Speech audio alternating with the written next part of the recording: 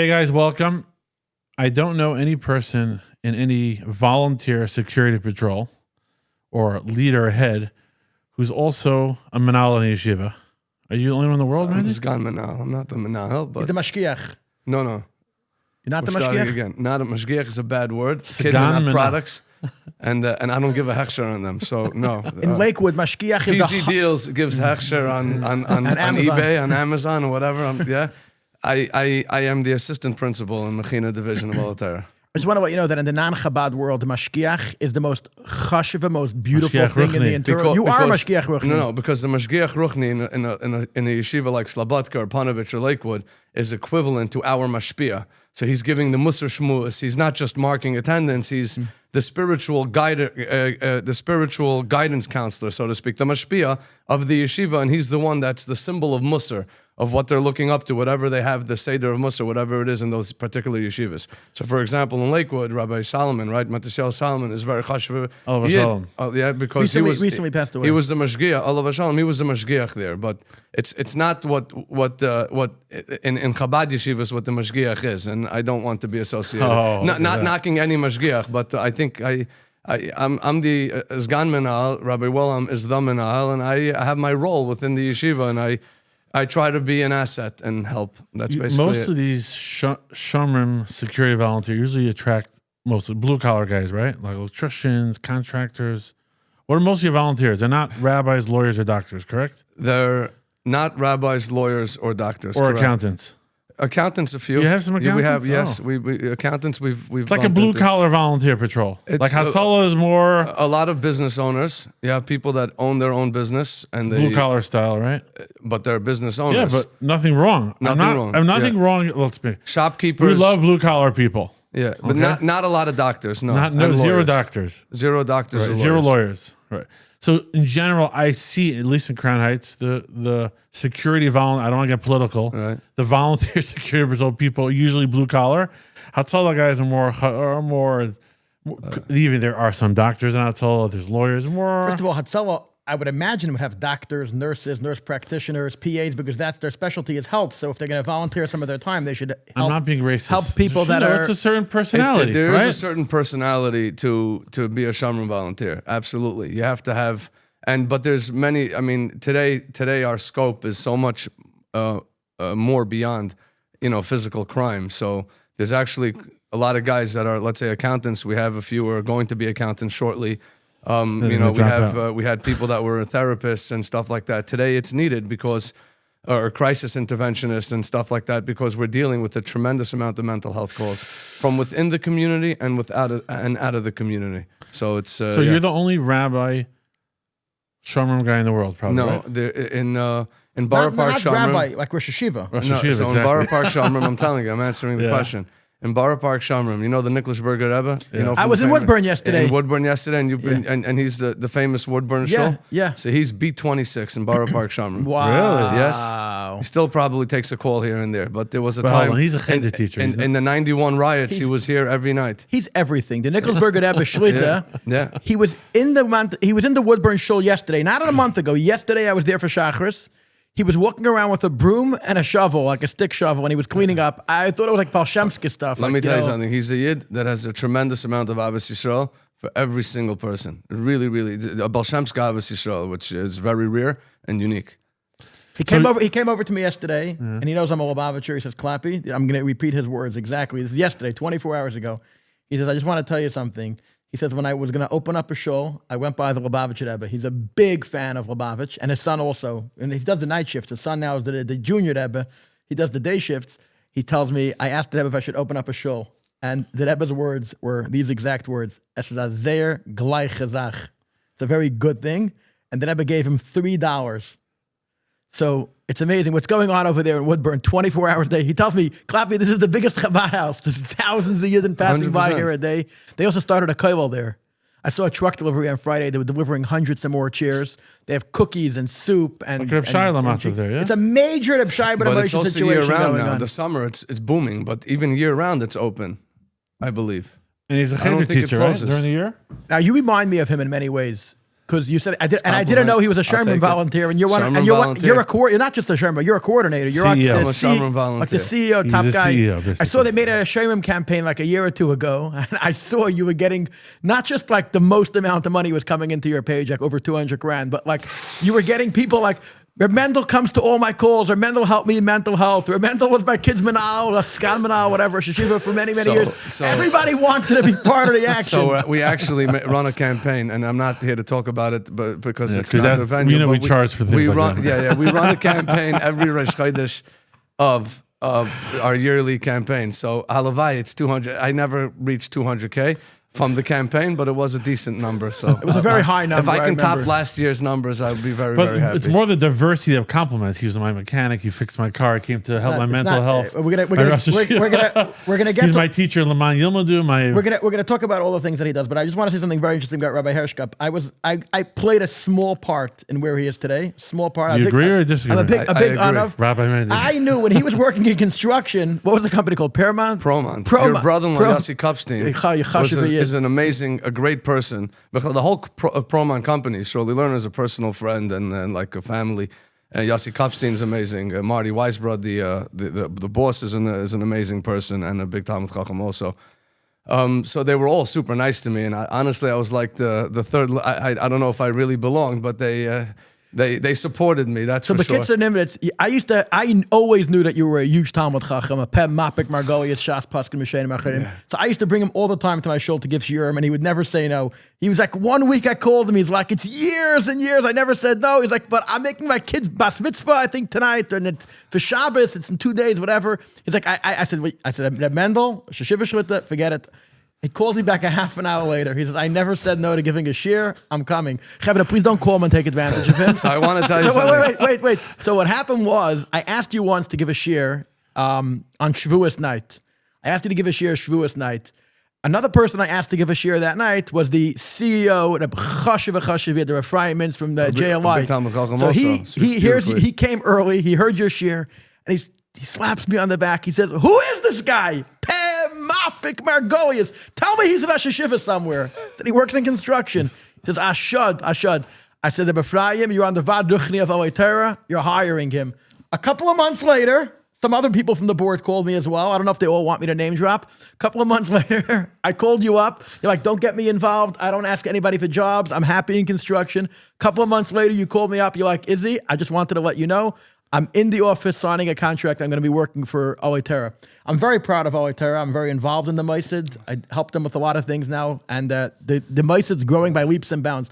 But what's fantastic about you is that a guy that's knows Torah well, Baruch Hashem, you're a tremendous big Magachir, but you wear about 10 hats. And I always ask you, how do you get everything done? And maybe you could teach our young business people watching our show. So, Skan Menal Rosh Hashiva v'Yeshiva. Big division. Teenagers. How many a lot. Bacham? 150? 120 to 140, depending on if we have 5 or 6 classes. Okay, number 1. 2, you give chassan classes. Very popular with the younger guy getting married, chassan classes. And I always tell people I don't know, we'll get to that in a moment, because chassan classes. Now, chassan classes are time, it takes a lot of lessons, and, you meet with them, and then you learn with them. Then they call you for all the Shalom Bayis problems. They get a free cell phone number to Shalom Bayis. One of the heads of Shomrim, busy organization. No, the head. The head? The head, I think there's a board of heads. No, No, he's not the head. Okay, definitely wait. not. He's the head. Chesed Just wanna- Shalamis? You're on Chesed Shalamis? I'm part of it. I'm not in Chesed charge. Shalamis. You play a big role in LMAAN YILMEDU organization, which we're going to talk about today. Magachir, right? When a Rebbe calls out, he's the Magachir also in the division. Principal, Skan Manal, when there's a Rebbe calls out, they also In give LMAAN shiurim. YILMEDU. No, in Aloe Torah. Oh, the terror. Okay. And like 20 other things that you're involved in, I know for a fact. So you're very, very busy. Tell us, young Are business you Rabbi people. Bashul also or no? Not anymore. Okay. I used to be. We'll get to that in a moment. Tell us, Are you how looking? do you Should we put out the job post? You're good. Okay. how do you use your time wisely? You have 10 jobs, responsibilities. So there is something called Atzlacha and Zman, something that I don't know much about, and I actually struggle with it, believe it or not. That to the outside world, it looks like, oh, you're doing so much and whatever, but it is very difficult to balance everything and to give everything it's a lot of time. There is a story that the Rebbe says over in a Fabrengen, and I might be getting the details wrong, but the idea is true, and it's recorded, that the Frierdiker Rebbe was dealing with a very consequential meeting that he was going to have in Russia, and it had to do with the klal. It had major consequences or implications. and he like 20 minutes before he had to go, he was completely engrossed in writing a mimer or writing a letter in response to somebody. Generally, when we're about to fly somewhere, even if our cab is for 10 o'clock, at 9:45, we're pacing, you're checking your suitcases, you're nervous. And the Frierdiker Rebbe was completely calm and relaxed and completely in the zone of what he was doing. And the Rebbe walked in, he was engaged then. The Rebbe came in and he said, Ad kedei kach, like to such an extent, such focus. And the Frierdiker Rebbe told him about Hatzlacha and Zman, and he told him a story about the Rashba, who was one of the greatest Rishonim, right? And the Rashba was a Rav, a Dayan, a Dintayrus during the day. He was a Rosh Hashiva, he gave a shir every day. He was also a Paisik, world-renowned Paisik. Today, we still have a nice amount of volumes of the Rashba. And he was also a medical doctor. He saw patients. And every single day, he found the time to take a 10, 15-minute walk or whatever with his Talmidim, and he would answer questions. And how was he able to do all of those things? To have Hatzlacha and Zman. So Hatzlacha and Zman is something that I struggle with tremendously. I will say that is having an Eishes Chayil, having a good wife, that's a balabasta that can really, set the tone and set the pace, and the house is put together and the kids are put together. And that allows a lot of the other things to fall into place. Like Rabbi Kiva said about his own wife. When he came back 24,000 students later, 24 years later, and there was a massive Kabbalas Panim. They were singing him Yamim, like sometimes you like to make Leitzanis for me. And it's okay. And this old woman, Rabbi Kiva wasn't young, and she starts approaching, and there's always that one kanoi, go away. And Rabbi Kiva said, no, shali v'shalachem shalahu. Everything I accomplished was motivated by her, and therefore everything you have accomplished, which was motivated by me, shalahu, is really hers. So, this is not a one-man band. This is obviously, there's a strong woman, a strong wife that's behind all of this, that allows for all of this to happen. Just to say something, once we're on the topic of Rabbi Kiva, that I heard a fascinating vart once from Rabbi Yosef Yitzchak Jacobson, who I think is probably the best Maggid Shir in the world. After you. No, not even close. And I'll tell you something about that. Rabbi Kiva, people probably don't know who you're talking about. We're talking about the YY. Yeah, I learned a lot from him, so I have a little derech. We look at the demographics of who's watching our show. Hard red numbers, like the Verizon chart.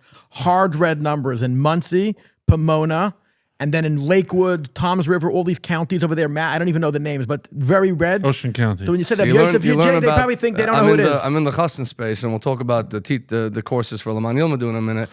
But Rabbi Kiva, his wife told him to go learn. And initially he went to go learn for 12 years. 12 years finish, and he starts coming home. And as he's about to step into his house, he hears an old man heckling his wife. And he tells her, you're basically a lebedik almana. Your husband left you. He's not coming back. Like, it's a nebuch, move on. And he hears her saying, that if it was up to me, he would he would learn for another 12 years. He makes a U-turn and goes back to yeshiva. You couldn't stay home for Shabbos? Stay for the weekend. Have dinner with your wife. Okay, take a walk, something. You don't want to see your wife? And what would be wrong? Would his dedication be any less if he stayed the night or if he stayed for Shabbos and then he went back for another 12 years? LMAAN, Rabbi Kiva wanted to do that. Rabbi Kiva wanted to see his wife. He came home, he wanted to be with his family. But that's what he wanted. When he inherently heard, Aliba de Emes, that's what was it that she wanted? She wanted him to go learn. She didn't know he was hearing this. It was her real desire that he goes back to learn. So he put himself away, complete bittul, selflessness. He put himself away to do what she wants. Who says this verse? I heard this from Rabbi Jacobson. I don't know where he, or maybe he came up with it on his own, or he saw it somewhere, but I don't remember where he said it's from. But the bottom line is, this is real dedication. This is real selflessness. When it comes to marriage, sometimes, or even partnerships, it's tluya b'davar. What do I get from it? What's in it for me? If you want the secret to success, it's not what's in it for you. It's what can I give to someone else. It's what can I do for ask not what your country can do for you, but you can do for your country. It's the same thing here. JFK? Who's that? Yeah. JFK. So that's the idea from Rabbi Kiva. Yeah. So you also you teach LMAAN. Can you tell us about LMAAN YILMEDU? Absolutely. So because it's a very interesting concept. The whole idea of adult education, that you pay for it was like, It was strange. Please tell us. My father is a musmach. Is that the right word? I told you today on the way back from the gym, the reason why I'm super excited to talk about LMAAN YILMEDU, adult education of learning Torah on a very serious, high caliber, is because we're right now in the 9 days. Today's Rosh Chodesh, but the first day of the 9 days. The 9 days, Shulchan Aruch talks a lot about decreasing in simcha. But we know that there are simchas that are mutter in the 9 days, like learning Torah. The Lubavitcher Rebbe always spoke about, it's in all Svarim, Sichos, that Pekudei Hashem Yesharim B'Samcha Lev, that learning Torah makes people very happy. So there's no better time for us to discuss learning Torah, which is a joy and a happiness that we're allowed to do in the 9 days, and I encourage you to do in the 9 days, than talking about Limud Torah.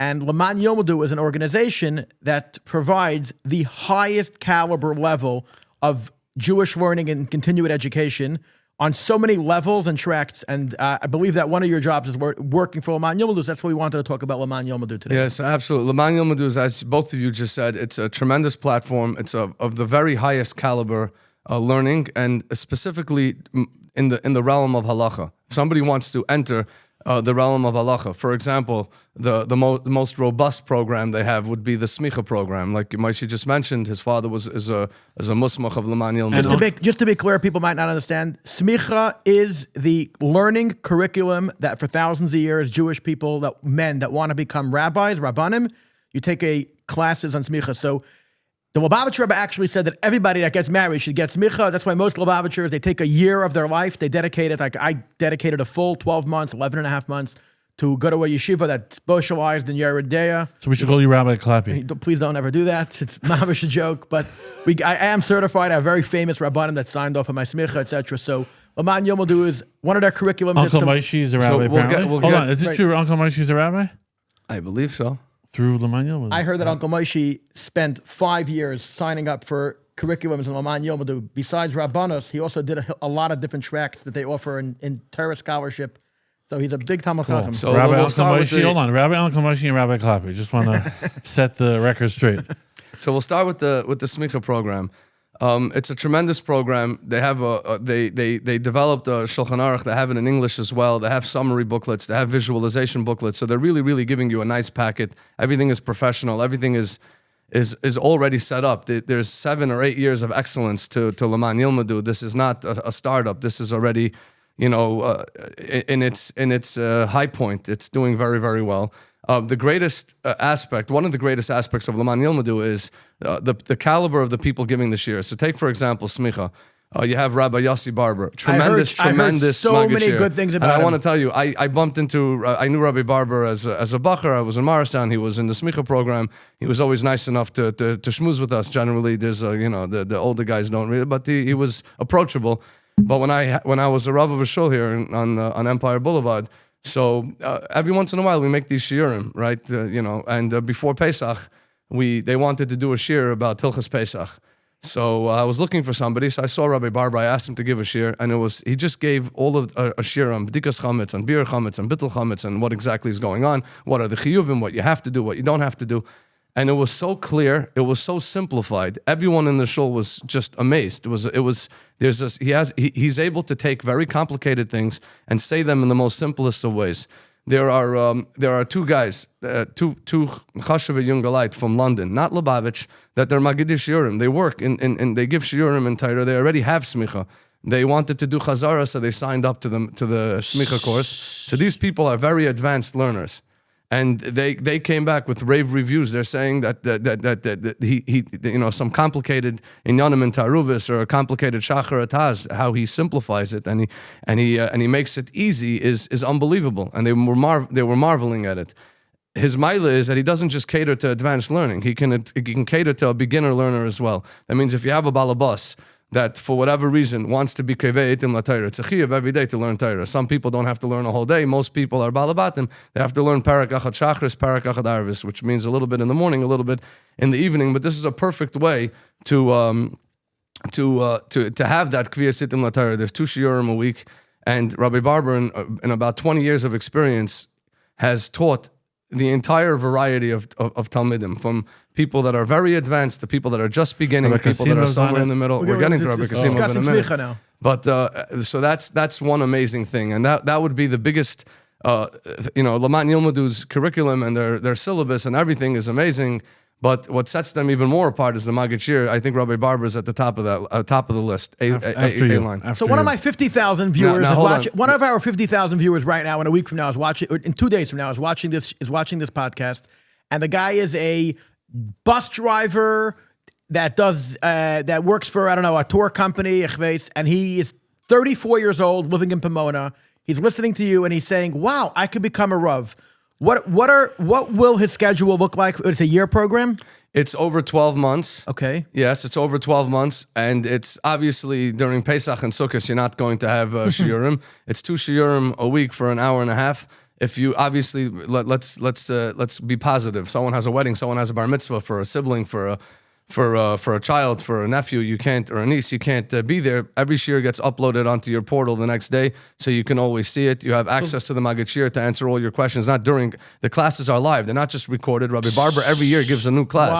That means even though he has multiple years of giving classes, his smicha course this year is going to be real live classes. You're getting real classroom getting experience. So is one-on-one option? It's like one-on-one. Is there post one-on-one option? You can communicate with the rabbis? You could communicate with the rabbis. Yeah, I get questions. We have a WhatsApp group for all the people in the course, so they can ask questions live, and then and after class sometimes there's a bit of a Really schmooze cool. and tighter. So JLI from people.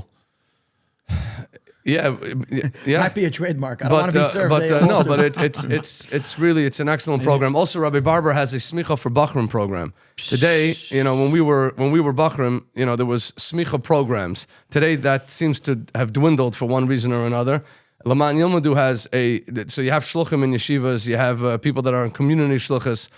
There's a daily shir Monday through Thursday, I believe, or maybe even Sunday in the afternoon. I think it's 1 hour a day. Is this competing and with? it's a 9-month program because Bachram have summer and this, so they learn more. And it's a daily share, so you're able to finish smicha before 12 months and basically before the summer. And if you stay with it, and you have Rabbi Barber as well, you're getting the same quality, you're getting the same high level. A grade, so. and So you again, can do the bus smicha for driver, Bachram. the 35-year-old bus driver in Pomona, who wants to get involved in learning Torah more, Kihem Chayenu V'Erech Chimenu. or the This is- CEO. yeah, or Or the the billionaire CEO. CEO of 54. or the retired 65, Exactly. 75-year-old that wants to Oh, do your smicha father! now. Your father got Yeah. smicha from LMAAN YILMEDU, Yeah. and you said there was a graduation ceremony, Rabbi, and the you whole got family smicha went. from Chaim Shapiro? I got smicha from Reb Chaim Shapiro. in Here, not Morristown. that we're on the same level. I'm sure your scores are much higher. Do you compete with Reb Chaim and your smicha? No, Rabbi Chaim, what Rabbi Shapiro forgot, if he forgot, I don't know if he did. I probably still don't know. So there's levels here. I stay in my lane. Rabbi Shapiro is the real deal. So the he was an amazing Maggid Shir as well, and his shiurim are also amazing. isn't he the Rav now of the Morristown community? Yes, he was he is. appointed Marad Asra. Yes, he is. So Didn't I Rabbi Barber make a I sefer? want to wish Rabbi Chaim Shapiro tremendous hatzlacha in his rabbanos and in all his amazing He's also the menal of the Manal yeshiva. of the yeshiva, and I know he's a close friend of Moshe Frank, so I wish He him. was one of my references on my brother-in-law's his cousin. So he was one of the unofficial references. and he obviously said something good about you. I don't know. Apparently. We should probably have him on the show one of these days. You should. You should It would be absolutely a have him huge on the show. asset.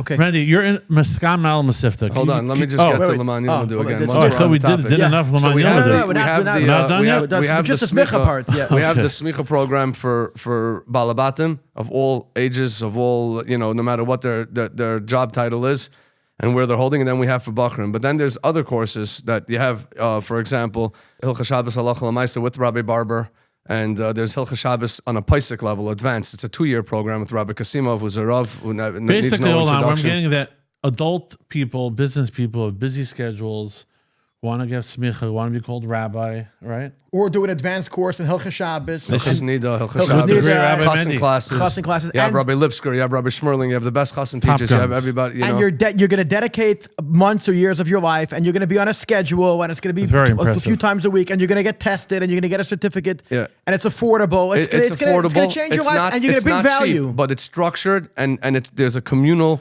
feeling to it, and there's over a 90% graduation rate. Very So impressive. that's It's cool that adults could get adult education too. You ever go on LinkedIn? The guys, people who after 5 years in their job or 10 years, they go back to college for a certification. Continued education, yeah. Continued education.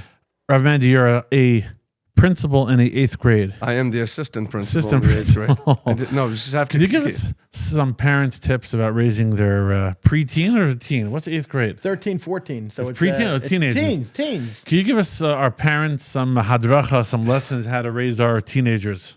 My kid's the oldest boy is 11, so I'm not there yet, but I should probably be armed and ready. Yeah, it comes back to balance. Chazal say, "Lo'elam tehei small doicha v'min mekareves." Obviously, you should start with the min mekareves. And as a parent, we are allowed to discipline our kids. I know in Tafshin Pei Vav in 2026, people are very afraid of that word. And no, you are allowed to. And maybe when we were kids, it was too much of that. So it should be laced. Think of it as a sandwich. Yamin mekareves, ava on the bottom, ava on the top. And when needed, it's finding the right dose of discipline and the right amount and how to do it. In this week's parsha, Moshe Rabbeinu he has a 37-day Eila Dvarim, Eila Begamatria 37. So he started on Rosh Chodesh Shvat till Zayin Adar, right? That's what it says in the Mefarshim. So 30, and he begins to tell the Yidden the various journeys and the various things they've done wrong. But he says it b'derech remez. He doesn't outright tell it to them. He doesn't outright admonish them. He does it in a very sensitive way, and this is something that I struggle with a lot, even with my own. Sometimes you didn't sleep a lot, and you're stressed out, and there's a lot going on, and your child, is annoying you, did something annoying, or is just acting up, and it's. But we have to remember that these are our children, and sometimes we go out there and we'll do everything for everybody else, right? How many times, I know both of you do a lot of taivas for Yidden and different things. Maishi networks with a lot of people. Just before the show, he was networking, trying to find a guy to buy from another guy to help another Yid with Parnasa. Just right in front of my face, I watched it happen. You network all the time. You said it before with me and all the time. I know you.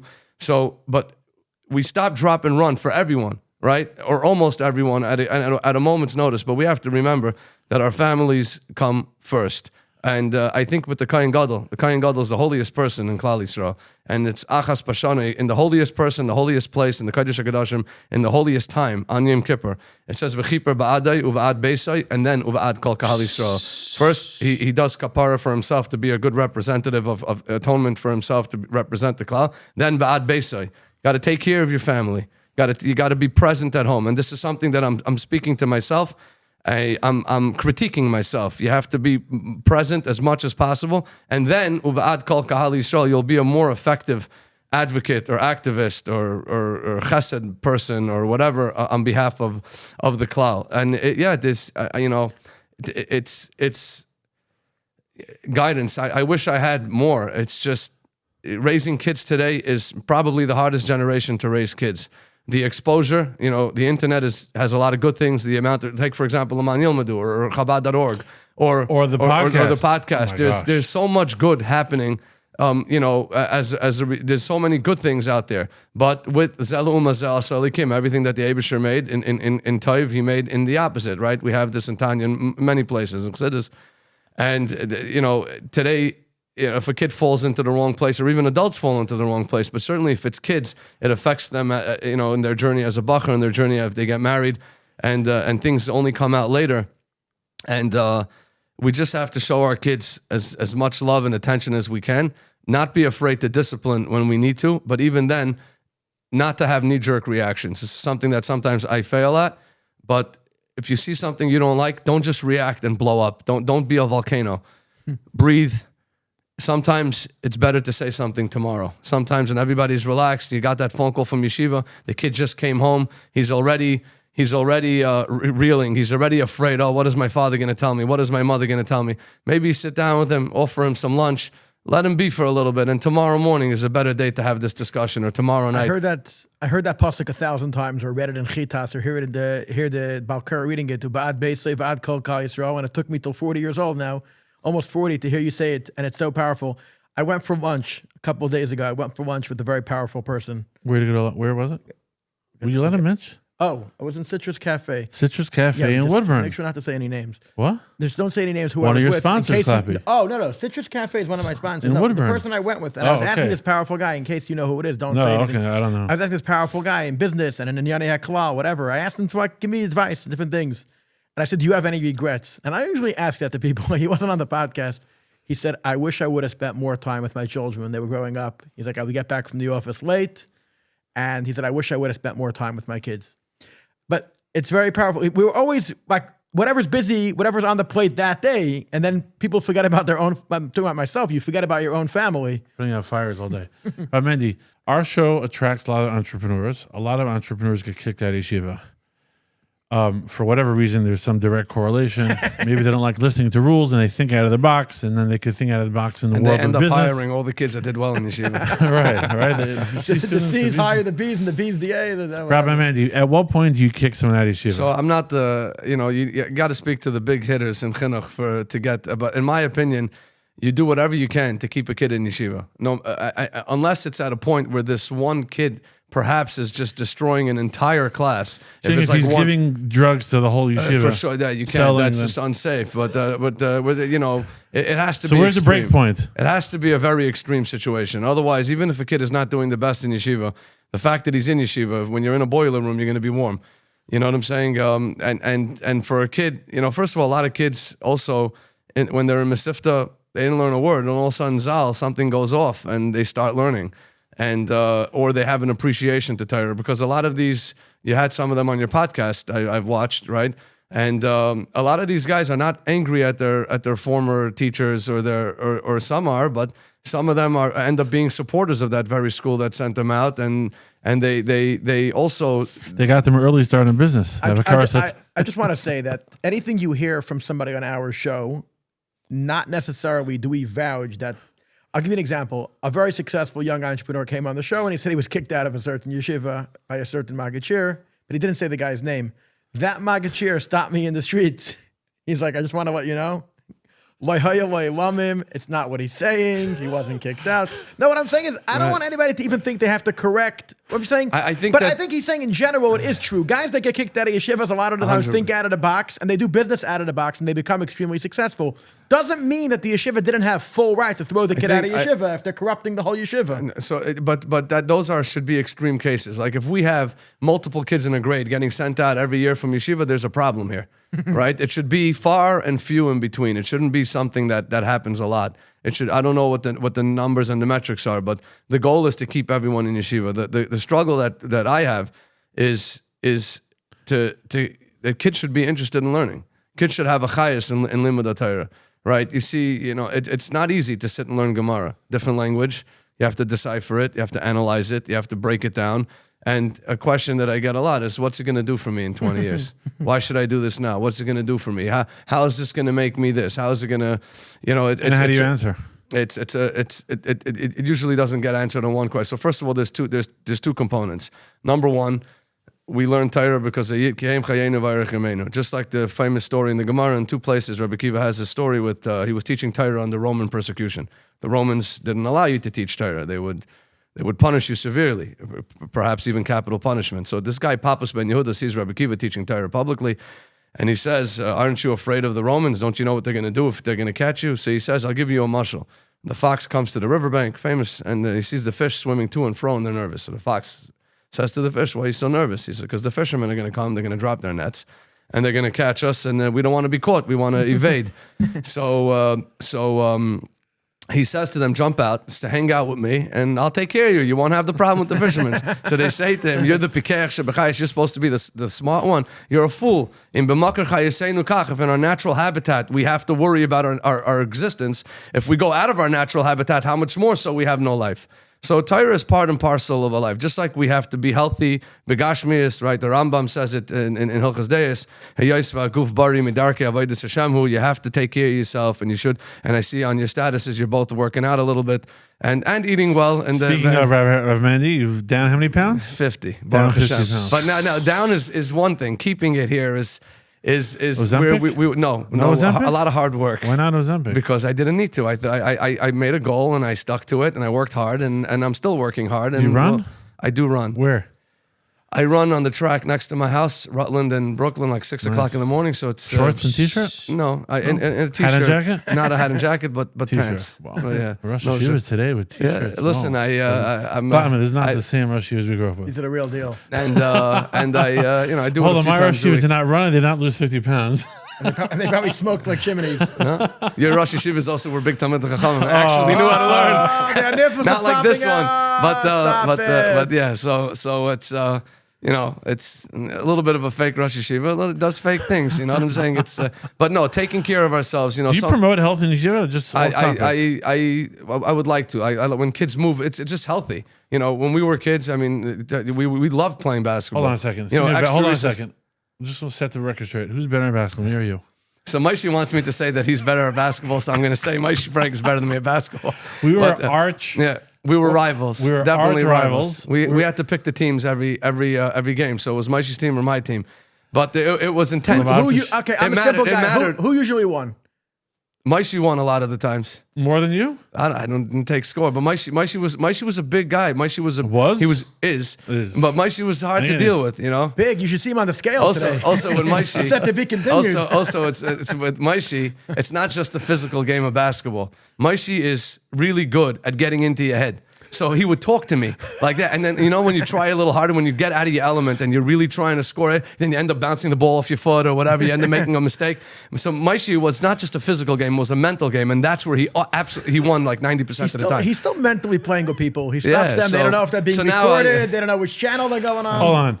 I never, it's on that type. First of all, I'm still mentally verbally influencing people. But my camera's always out. I never hide. I don't have meta glasses. My camera's always in straight in front. He doesn't Think if hide they it. walk by you in the street, they're on Chazaka. Maishi, but it wasn't just like we played everything. We played football, punch ball. Remember punch ball? Oh my You had to gosh, be the Ocean first 10 Parkway. after Minion, or else you didn't get into the game. It was intense. Yes. It was intense back in the day. It was fun. We were rivals, but friends. Yeah, 100%. Ocean Mendy knows me since I'm like 7 years old. 6, 7 years old. Have yeah. I changed since? Or is it? What?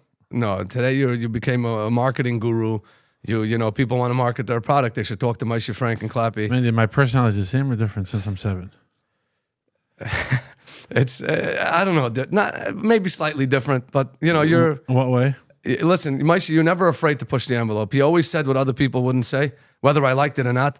But he'll say what other people won't say, but you do use it for good things. Like here, just before I walked in here, he saw. Can I say? You can say whatever you want. As I walk into the podcast, there's a delivery of sheetrock and on a big flatbed truck with a lift and everything. So Mike's like, hey, wait, sheetrock. Oh, I know a guy for sheetrock. I know the contractor. He put them both on the phone, and now he made a contact. What ends up happening from that contact, I don't know. But most people won't have the breitkeit to go ahead to make that, to just on a dime. You know, even for me to do this thing, I would have to think 10 times, should I call the guy, should I not call the guy? And if I start, you know, your palms get sweaty, am I going to do it? He just does it. And sometimes it could annoy you, but sometimes it ends up being very beneficial. No thinking. He just does it. I was talking to Hold on, another. Clappy. He's Hold on. not the first Hershkop on the show. You know that. Second one. Who's the first? The great Saul Hershkop from Wheels to Wheels. Oh, so you got to plug in now. He just gave you a segue right in there. But I Should we segue into Saul I'm Hershkop? going to get to that in a Oh, we're moment. not. I'm We gonna have get to one put moment. Pure Aloe first, right? It's funny. I meet a lot of Gvurm lately. You know, you hang around Gvurm, you make some deals. I spoke to another huge Gvur in the last few days, and he told me, I asked him, how much is mazel and how much is seichel?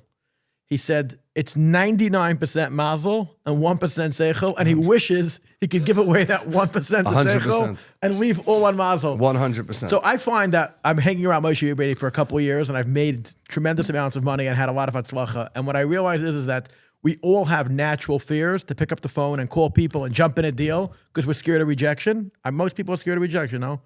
And Moshe is like, just do it. Like, no seichel. Just straight into the deal, straight into being on attack mode, and you will find a lot of success. And you will find success, exactly. And that's a skill that it take people go to courses.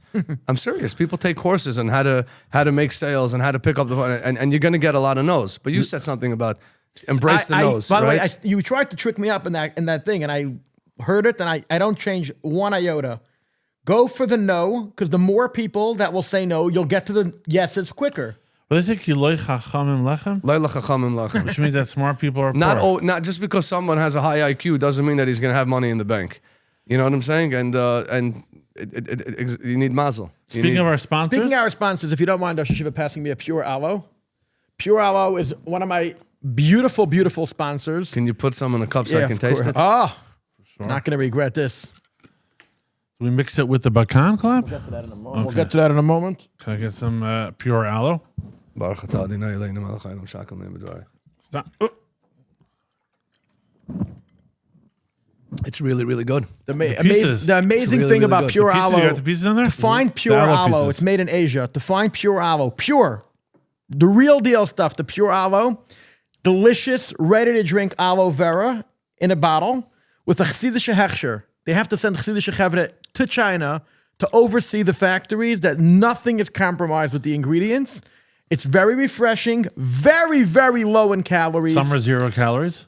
Almost no sugar. Some of them have 0 calories. Some Look of them for the have, they 0 have cal. now. It's back in Yeah, stock, the yeah. 0 calorie one. The Gemara in Baba Kama talks about aloe as a healing element for certain things. Really? What daf? Yeah. It's probably in the pace. I in the pace, but I will have to. I'll find it for Please you get back exactly. to this. Yes. I Pure made a aloe. bracha before the show. It's always delicious. Great people, great guy. I've never seen one. He's the founder. He's 8 or 9 flavors. They're all delicious, refreshing. Usually it's freezing cold when I drink it. Here it's warm and it's still delicious. Available in all your chassidische from Hamisha groceries around the world. If they don't have pure aloe, you go over to the manager and you say, aloe, pure aloe, pure aloe. You know what's Bring it to great? the shelf. Clappy today walked into Albany Bakery. I took 30, 40 of them You and I took put them them? into better shelving space They're in on the fridge. they're on a bottom shelf in Oh, a no closed glass Coca-Cola fridge. He took them and put them right in the front center in an open fridge. B'chlal, as Shelf someone space. in Shelving the is all- someone in the beverage space, open fridges kill in sales. If you ever have a beverage or any item, get it in the open fridge. It's like I it's loaded impulsively. the 'Cause it's- entire open fridge in Albany no Bakery barrier. with aloe. any friction, boom. That's an interesting point. However, I went to another restaurant, used to have an open fridge, and I said they went back to close. I said, why do? Oh, it's summer, it's electricity bill, blah blah blah. Blah, blah, blah. I think you We make want more open- money. We want the open on the fridge. impulsive open We want fridges. that open fridge open. Any friction, you're not buying. Moving along, Clappy, to our Bacán, Bacán. who's coming on the show. He's coming on the show in the next few weeks. Hopefully. The Bacán is, first of all, it has a good hechsher. Has a good hechsher. Not all alcohol has a hechsher. People will say it doesn't need. I'm not a Rav. You're the Rav over here. You're the Rosh Yeshiva. But Bacán has a hechsher. It's made out of the purest parts of the licorice. The leaves, the soil, the trees. They take all the nutrients in there and they make it into the Bacán. It's Ricardo. Ricardo is the owner. It's distributed by Royal, which is the biggest kosher distributor in the world, and they only stand behind the finest and greatest things. Look how So when you beautiful want to that make bottle a is. when you Look how want to make a beautiful that bottle l'chaim, is. you only make a l'chaim on Bacán. And it mixes well with Pure Aloe, right? Ah, it's so good. So good. Last week I started mixing it with different drinks. It mixes so well. We could say l'chaim on the show together. L'chaim on many more Talmidim to LMAAN Bacán. YILMEDU. LMAAN YILMEDU and Rabbi Mendy. We can't wait to have Ricardo to say his whole life story. But if you want to give a very gift, nice. you're going to a simcha and you want to give a presentation gift, you just give them a box of Bacán And they sell with it in multiple the local, flavors. They sell it in the local wine stores. We're getting it everywhere. But It's in local stores. It's available on Uber Eats. Just put it's in available on Bacán, Uber Eats? Bacán, yes. BACAN, Bacán. If you think Clappy has high energy, you should just meet the owner of Bacán. He's We met the whole family, his Yeah. wife, his children. They're all personalities, great people. Great I people. fully stand behind the Bacán brand. moving along. CH Moving Butcher, along. newest flavor. CH Butcher, which Truffle. we eat in the restaurant, and we buy all. By the way, I was going up to the country last Shabbos. My wife said, "Don't you dare get into the car to come upstate before you stop by CH Butcher on Albany." I went there. I got the chillum bones. I got the ribeyes. I got the hot dogs. My father said, "Get me 6-7 packs of hot dogs." He's like, "I only want those Lubavitcher Hersher hot dogs." My father, the Yerushalayim, is safer. He's like, "I want the Lubavitcher Hersher hot dogs." He's like, "I couldn't find them upstate." I loaded up with the hot dogs, with the deli platters, everything. It was so amazing. So it's 9 days we can't try it. The 9 days we're not able to see him now, but he said so much Torah learning we could probably eat flesh. He's quoting Daf Pei, Daf Zayin, Daf But Chabad Shabbos. doesn't do mitzion. I don't know what we do or don't do, but when you buy meat products, Truffle. Look at the new- CH Butcher, you want the new flavor. the small batch. He just gave me it today as I beef walked here. biltong, ear-dried beef slices, black truffle. I love truffle. My wife puts truffle now into a lot of. It's good on the protein ingredients. for those that are trying to slim down and run and everything like that. Yeah. It's a perfect Zero snack. sugar. Zero sugar, low in fat, 3 grams of fat. On the other side, it gives you the protein there. 16 grams of protein per Very serving, and there's 2 servings in here. So you get, I went to Aloe, but I can still tell you 32 grams of protein from this one little bag. Yeah. So you're hungry, stay away from the carbs, just eat a bag of CH Butcher meat, and you'll be good to go. A very refreshing snack, and you drink it with aloe. You eat it together with aloe, 2 shahakals, 1 bird of foshes, and you got a healthy meal going And I on. really like the packaging. I asked him, who's your designer? Yeah? Yeah, I really like the packaging. Designing is very important. Now, how do you get to all these stores? Going to the country, going to we CH stick with the Butcher, Hershkops. picking up. We're only with we the stick Hershkops. with the winning team, the winning Shomrim team of the Hershkop family. And where do you get your cars from? Saul Hershkop. Saul Hershkop from Wheels to Lease. Let me tell you something. When you do a business for 40 years, our Bayim Shana Labina. Yeah. 40 years. He started in 87 or 88. We're going into 2027. 40 years He's is- doing 40 years. You do 40 years or something. You get good at it. And your customers love you and their grandchildren Man, are you ever met leasing. Saul? Maybe He said he goes to all the Hershkop simchas. He knows. Are you making enough simchas? No, so my father He's he not probably invited. doesn't know. My uncle Mayor and the older ones he knows well. Right, Mendy, you just cloggle. If you want to get big checks, you have to invite the rich relatives, like Saul. Yeah. Right, Climby? That works? 100%. Forget everyone else invite. Invite the rich ones. Yeah. Guy called me up yesterday. Yesterday. The truth. I'll show you the His caller father ID. was a good artist. Yeah. Yes. His father used to paint on walls. Yeah, he did it for a living. Yeah, Yeah. mural art and everything. Yeah. A guy calls me up yesterday. He says, I watch your show. I'm an avid listener. I had no idea who he was. His caller ID did not have a name. He says, I have 2 car questions. He says, one, we got a Tesla Model Y and the mileage and the resale or whatever. And then we have a regular gas car and we're not sure if we should buy it out or whatever. I said, listen. I said, I am the last guy in the world that could answer any questions about cars. I said, but you go speak to Saul Hershkop. Didn't you work in a leasing company for 6 months? I You don't didn't learn know. I anything? don't know nothing. I said, you speak to Saul Hershkop or Izzy Herman from Wheels to Lease. I said, they will answer every question the LMAAN YILMEDU way. Clarity, confidence. I said, you'll walk out. Professional. They'll hold your hand. You'll make the decision that you'll be proud of. And I told you the best story was the guy in Connecticut. He was 20,000 miles over his lease. He was already figuring out how many tens of thousands of dollars he'd have to pay for everything. He said, Saul figured out how to get him out. How much did it cost him? How much? 0. So some Hershkops put their seichel in Gemara and some And do good in looks. cars. And good looks. And some, I forgot. Now you definitely forgot pushing all it. that drama with the. They'll figure it out for you. Anyways, So about 40 years. There's interesting. It says Ben Arbaim Labina, right? Mm-hmm. And it comes from a pasuk that the Leiv Ladas. Oh, man, you have family members on loosing on both sides. So which one do you pick? On what? On the Afton side and then. I just bought a car. Oh, you, no, Wheels to Lease You will picked sell the you a car. Hershkops or No, the I bought a 12-passenger van a Wheels to couple Lease. years ago. By the way, I don't want to confuse people. Wheels to Lease. When you call Wheels think to Lease, they also sell. They sell new. They sell used. They buy back cars. They lease cars. I just want to make sure that Wheels to Lease will cover you from every site. No so confusion. I, Mendy has a conflict. He has 2 family members with car companies. So obviously he picks Wheels to Lease. So Shiloh, you stick with the with the Hershkop name. So about 40 years. So it says Arbaim Shana Kayinish Adaita Derabe that it takes 40 years for someone to really understand Adaita Derabe, the das of his Rebbe. So I think Rashi holds that 40 years means you don't have to learn by that Rebbe for 40 years. You just have to be 40 years old. Once you're 40 years old, Ben Arbaim Labina, there's a cognitive switch in a good way. Your brain develops a little bit, and you're already in that conversation. Taisva says no. You could be 50 years old or 60. If you didn't do 40 years by that Rebbe, you didn't learn his Torah for 40 years, you don't have a Daita Derabi. But here you said 40 years, they're doing it for 40 years. According to both opinions, you're Man, good. you can you're good to evolve. go. Hold on 1 second. Emergency. Emergency. Woo, woo, woo. 9/11. Yeah. Until now, we were discussing general products, meat, drinks, alcohol, cars. What about the every single day of your life, the everyday purchases, the knives, the sharpeners, the pencils, the school supplies, the toaster oven, the cabinets, everyday items that you're buying? PZ deals. PZ deals. Because if you don't go on PZ deals, you're getting ripped off, which is against the Torah, Baltashchis. Torah Chasam, Amayim Chas, Shel Yisrael. Torah, the rabbinical source for all our advertisements. Torah, Chas, Amamoinim Shel Yisrael. Clive, I think If you don't buy it on PZ deals, it's a chazaka, you're paying too much.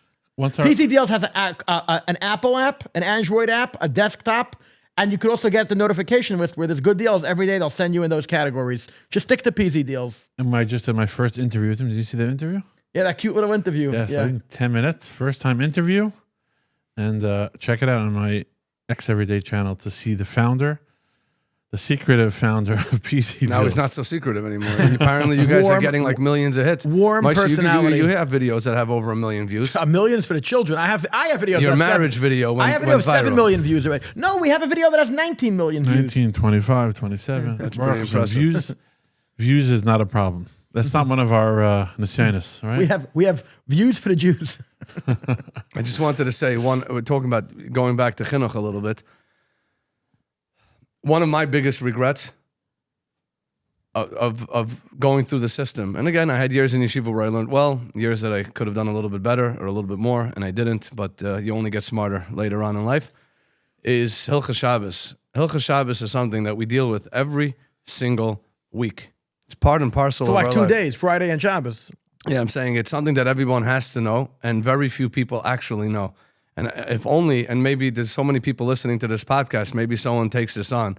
If only there was a JLI type or a LMAAN YILMEDU type, but for yeshivas, for 3 years of Mesifta, even if Chas v'Shalom somebody drops out of yeshiva, that usually happens in Zal. Mesifta, almost everybody makes it through. Imagine there was a colorful, nice, clean, neat, nicely, well done program for Hilchas Shabbos, 39 malachas, 13 malachas a year, Shir Aleph, Shir Beis, Shir Gimel, and explaining to you the crux of each malacha, so you understand what the malacha is before you, and then how to apply each malacha to real-time situations with the real prizes, with the real incentives, and get real gvirim to invest in it. After 3, and things you learn at that age, 14, 15, 16, your brain's a sponge. We would all know Hilchas Shabbos. You know, Imagine all the Mesiftas in the whole world would unify with this program. with this program. Now, and hold you on. would write shittas of the Alter Rebbe, Mishnah Brura, Mishnah everything. Brura, the popular Paskin. It could be not just for the Lubavitch. It could be beyond that. You can have Alter Rebbe, Mishnah Brura, and every topic. Maybe Yovi Lander or Louis Shiner would sponsor it. So hold on a second. So now the Alter Rebbe right at the end of Tanya says, he brings the Maimer Chazal, Kol HaShomer Shabbos ki Hilchasai, Moichlin lo yakol aveinaisav. You keep Shabbos ki Hilchasai, you're forgiven for all of your avainas, right? So The Alter Rebbe says, hold on a second. Please, the Alter Rebbe says, hold on, one moment. I'm getting there. Oh, you The Alter will. Rebbe Okay, there says, we go. the You Alter pro or Rebbe, anti? we're I not wanna- dodging. The Alter Rebbe says that Kol HaShomer Shabbos, but ki Hilchasai daika. It has to be ki Hilchasai. And it has to be done the right way. And this is something that we're all missing. And I mean, 95% of us, you know, most of us were given an Alter Rebbe Shulchan Aruch Chelik Beis and just learn. But did we really invest the time? Did we really try hard? And this is something that you recommend. That we recommend that is done. And for those of you that are past yeshiva, just going to do 30 more seconds. Rabbi Barber, LMAAN YILMEDU, has a Hilchas Shabbos program, Halacha L'Maisa, which is going to do precisely that. You do a full year, and you're going to have a much better understanding of what you could and can't do on And Shabbos. you'll get a certificate that you took the test and You you have a really big know the halach as celebration. well. It's very nice. All right, Mendy, what are something you could wish you could tell some of the parents, but you can't tell because you'll get fired or they'll punch you in the face? No, I'm not worried. I mean, if I've got... But you're a Shomer guy, so they're not I'm afraid not to worried. punch you. You'll call for backup. And I would never. what wish you could tell them, but you don't want to say? What I is learn with your kids more. I do tell it to some. You know, I had. We need some more edgy stuff. What do you I had a wish you Meiser. could I'll tell tell you a someone? Meiser Shahaya. Wish you could tell parents, but you don't, or you tell them everything. I don't tell them. I mean, first of all, you could everything could be said. It's just how you say it and how you package it. In the delivery. It's in the delivery, 100%. But my first year, I was the assistant principal in Aloe, and I have another aspect to that story. If you just want to see the, you like oil stories and the Rebbe and all of that. Yeah, I have please one for share, you. please share. You did your part. We do Igris, not oil here. It's We do- oil what? and Igris. Oh, there we It's go. everything. We got everyone covered. We want to make sure all our Everybody's covered. sponsors, Kabaka's happy, Exactly. and Kahas is happy. Everyone's happy. Exactly. That's what I was. By the way, Kahas, my father called me up. He was super excited. Kahas is starting a new project of putting out all the Rebbe's letters in English, together with Sichas in English. It's a collab. It's going to be gorgeous. The Mendelane tells me it might be like 40 to 60 volumes, thick, big volumes. It's crazy what's going on in the world of publishing. It's mind-boggling. We'll get to the Rebbe's Torah in a minute, but Yeah. we were saying. You're about to say something about the. Well, I asked you, what do you wish you could tell parents? So No, you- my that first you year in don't. A Aloe, story, a big story. My The first Rebbe. year in Aloe, so I don't have anything that I don't like to stick it to people. I'm not confrontational. At least 90% of the time, I don't like being confrontational. So there's nothing that I really want to stick it to somebody. But so my first year there, I have a parent comes down to my, the first PTA. So it's not too much into the year. And he comes down and he's literally standing on top of my desk. He marched, he didn't even knock on the door. And he's a nice person. He was just in a mood, in a moment. And, sometimes that happens to people, right? EDP, people say it's emotionally disturbed person.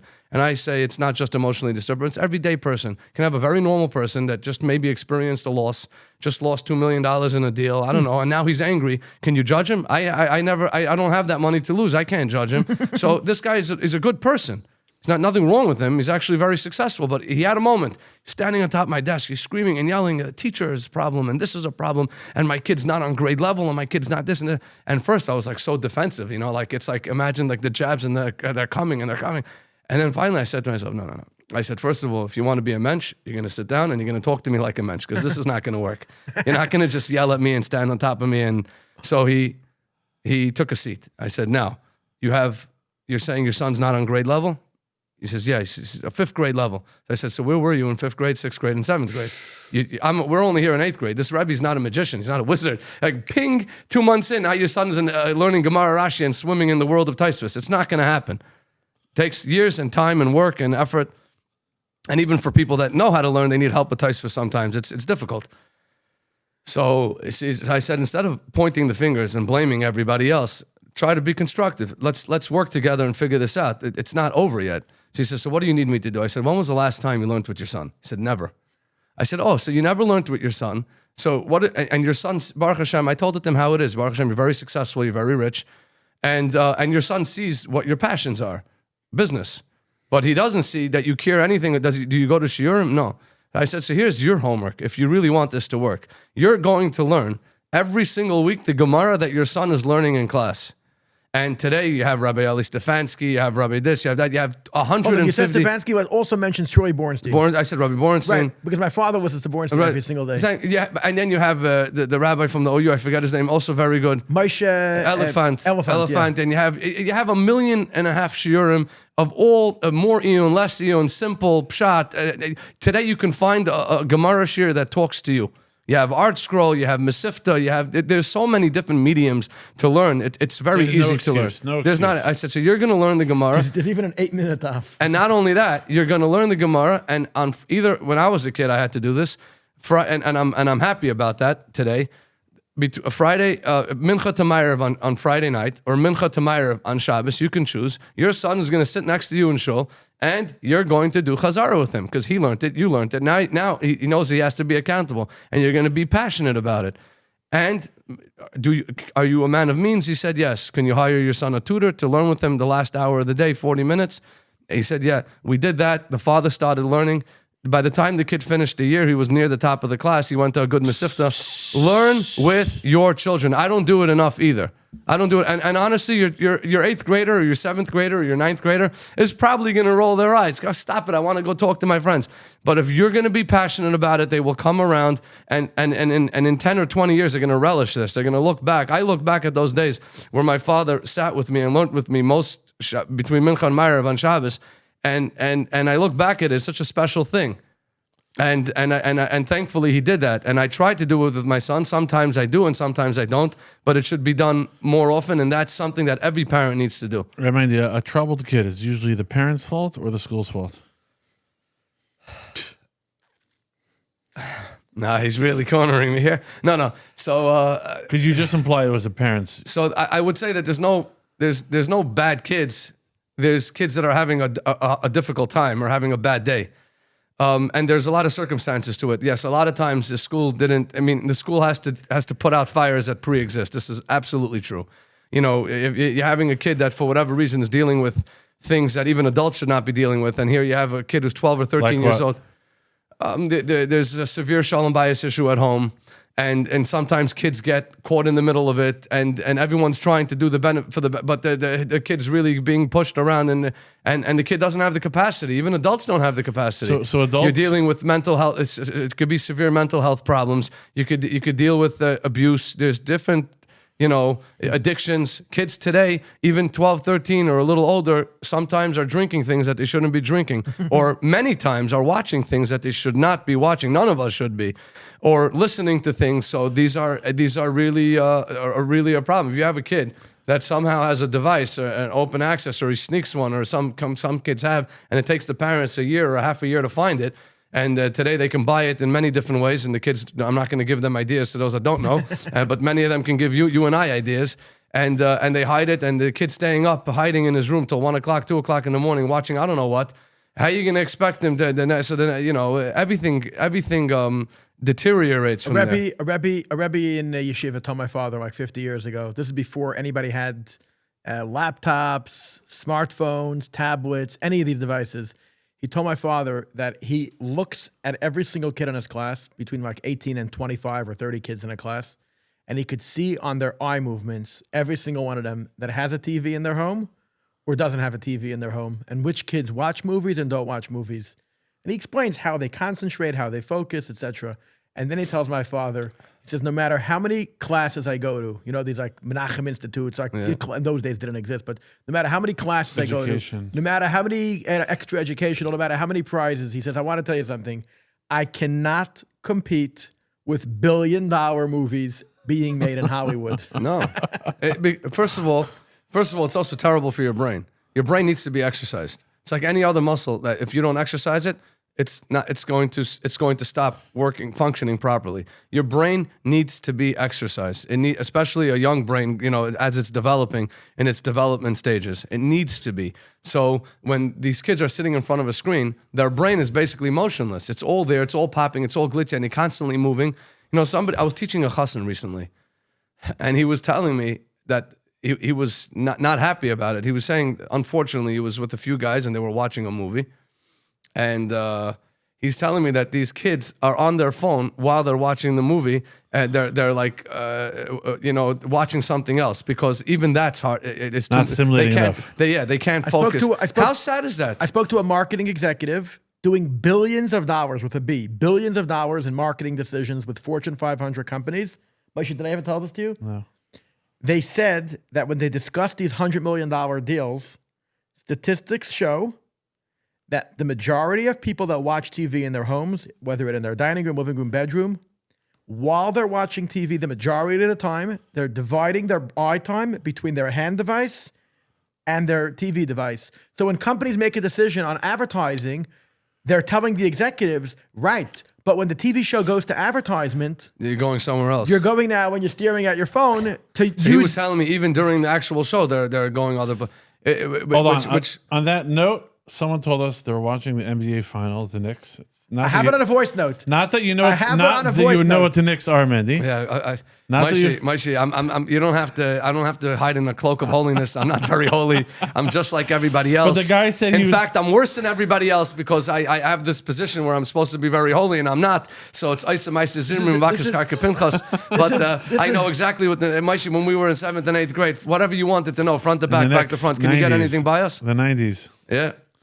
Hold on, the guy said what? The guy having some Texas. Yeah. I can play you the voice note. What he said that the biggest NBA game, whatever, the Nets with who are they playing? Knicks. The San Antonio Knicks with the San Antonio Spurs. Yes. He said that he had a 65-inch TV and his little iPhone.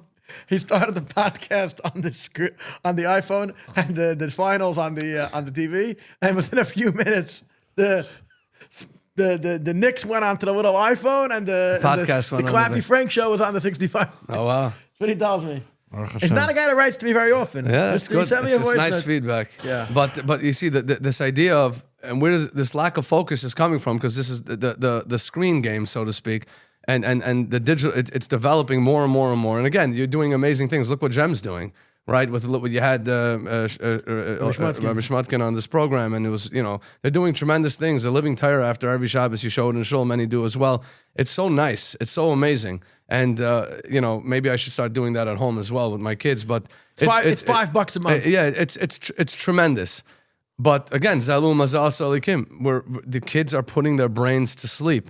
And then all of a sudden, when they have to start learning something, and even if it's lahavdil math or something, it's too hard for me. I can't. I this. I that. There's no such thing as you can't. You could. You just don't want to, or you don't want to be. Part Part of your chassan classes, do you do Shalom Bayis stuff? Yeah, there is. Is that part of your chassan class? We talk about. I like to title it La'olam Yehei Adam. You know, it says in this. We say it every morning. So could you give us some of your secret lessons you do in your chassan classes? There's no secret sauce. The Gemara in Yevamos, I believe, says that a person has to love his wife as much as he loves himself. You have to respect her more than you respect yourself. Right? Comes the Rambam. The Rambam takes this quote of Gemara and he switches it. He says, so the Gemara says, love her as much as you love yourself, respect her more. The Rambam says, no, you got to respect her more than you respect yourself and love her as much. Shaila is, why did the Rambam flip the quote in the Gemara? And we know that there's hundreds of Svarim, hundreds written on Rambam, and every diuk in Rambam, even the Rebbe, look at every diuk, the Rogachover, the Reb Chaim of Brisk, the greatest Mefarshim, you have the Lechem Mishnah, the Beis Yosef, everyone's Medayik and every word in Rambam, and a girsa, a change, a version that changes a word in Rambam could make a pilpul or take out a pilpul, right? So to say that the Rambam just misquoted something. Well, you said like you weren't Rambam all day. No, Mike, she learned. No, just like the way he said it was like he already knows the whole Rambam. Rambam. I want him to more concise. Yeah. Anyway, he wanted me to move on. Yeah. No, I want you to hack it. So the bottom line is that, so why did the Rambam switch it? So I saw in Rabbi Twersky, Olav Shalom, Rabbi Dr. Twersky, Avram Twersky has a book called First Year of Marriage. It's a pretty decent book. And in it, he says that the Rambam... Who wrote more books, Chaim Dalfin or Twersky? I don't know. They both have shelves full of books. Yeah, no, Rabbi Twersky was a very legit, Rav and doctor, and he was respected in that field as well. Yeah. So he answers as follows. He says, the Rambam had a shaila. You just got married. Do you really love your wife as much as you love yourself? And nobody has to answer that question out loud. What does love even mean? I love my wife a lot more today than I did when we got married. It's much deeper. It's much more real. We have 17 years of life together. We have children. It's something that grows and continues to develop and evolve. It doesn't, right? We say nice in Atayra every single morning. Why nice in Atayra in the present? So the Bach brings down that Kol Yom V'Yom has to be kechadashim, like new. The giving of the Torah was like a marriage, right? On Har Sinai. So marriage also, you have to find new meaning in it every single day. But back to the Rambam was troubled. How is it going to be Ayavak Gufa? You just got married and you love her as much as you love yourself? So he says, no. If it's Machabda Yosem Migufa, if you start with mutual respect and you build bonds over time, every year, every month, every year, and there's this mutual respect and you keep on building on it and the bond gets stronger and stronger, each couple in their own way, in their own path, will get to the point of Ayavak Gufa. And it is all about being a mensch. At the end of the day, when you're Chassan Kala, for the most part, for most people, everything is nice and dandy and everything is so beautiful and rosy. But, life will have challenges. You are coming from two different families. You are two different people. People have skeletons in their closets and some things only rear their not so nice side later on in life, and people do have traumas and whatever, and you have to be able to adapt and you have to be able to deal, and obviously communication is key, but being a mensch, no matter what, even if things are tough and difficult, treat your wife with respect, and obviously can come out with buying things for her and whatever, but there's a lot of people that have shalom bayis issues and they buy their wives very fancy jewelry and very fancy this and whatever, and I'm not saying you shouldn't buy your wife jewelry, you should, it's brought down in Shulchan Aruch as well, that before Yom Tov, you should buy your wife either jewelry or a piece of clothing. From Lane Jewelers. Lane Jewelers, I happen to know Levi. He happens to be a great guy. He's kaveh etim latayra. He learns a lot. He knows a lot. He learns. You know when he learns? And he's when he learns? When? Like 1 to 3 in the morning. And he's extremely funny. He's chavrusa on the other He's end of the world. extremely funny. If you ever spend time with him, this guy should have gone into the world of comedy and not. He happens to be a good jeweler, but his comedy is his calling. Talking about. I want to tell you. Can I say one more thing about him? He's probably not going to be very happy. But whatever, I'm going to be I'll Shabbos. apologize. I'll apologize later. I'm going to be Shabbos in Inner Circle. So I was last year. So I'm going to be spending Shabbos like sitting next to him in shul. So be careful. So last year I spent one Shabbos in Inner Circle. So I'm sitting in the back over there. There was a swing under the porch with my little kids. And Levi walks by. I say, yeah, we start schmoozing. We pull up a chair. We sat for 2-3 hours. And you want to know what the conversation was? He was telling me halachas and taisvus and this gemaras. I was just on the receiving end. This guy knows a lot how to learn. He really knows like gemaras, and he sits and learns. You see, the proof is in the pudding. He was able to. He was so knowledgeable, and he speaks well. He's very eloquent. He's just a good guy. And he's a great boss. Because my niece worked there for a year. Now she took a sabbatical for a few weeks. She said she's going back there. What did I want to tell you? You mentioned before that kids who have parents have shalom bayis problems, you could tell it in school. Could you please elaborate? People think getting divorced. I just want to make this point. People think getting divorced, they perhaps sometimes they're a little too selfish to realize the effects of their divorce. Please elaborate. You saying when you said people, their parents are going through shalom bayis. You were asking, different things that can affect the child's behavior. So that's just one of those things. Now, you can't judge. Nobody could be judged until you're in their shoes. So I'm not here to make anyone feel bad or anything like that. But at the end of the day, when there are two adults that are playing that are having a tug of war, and again, I'm not judging it. I'm not in their shoes. If there are children in that mix, they're going to get scarred by it. And as much as I have to win, or you have to win, or he has to win, or she has to win. If they both only realized that if this ends amicably, their children are going to be much more healthy, and they're going to end up respecting them both in the long run. It would, but unfortunately, the teva of a quarrel or a dispute or a fight is that it's either my way or the highway. That there's no in between. I have to win. I must win. It has to, and then we convince ourselves that it's being done for the benefit of everybody involved, when it's not true. Because so hold on. As an educator, you could see when there's family as an educator, you could see when kids are going through a tough time. And by the way, No, I just think sometimes people they're having difficulty with shalom bayis and they just go straight to the divorce lawyer. They don't realize the side effects or the big effects they have on their kids, and they run around. That's it. That's all the point I was trying to. Because you're an expert on shalom bayis. I'm not an expert on shalom bayis. You deal with chassan. You teach people chassan classes. Moshe and I were sitting at the great Shai Stern's house Thursday having lunch, and Shai said something very interesting.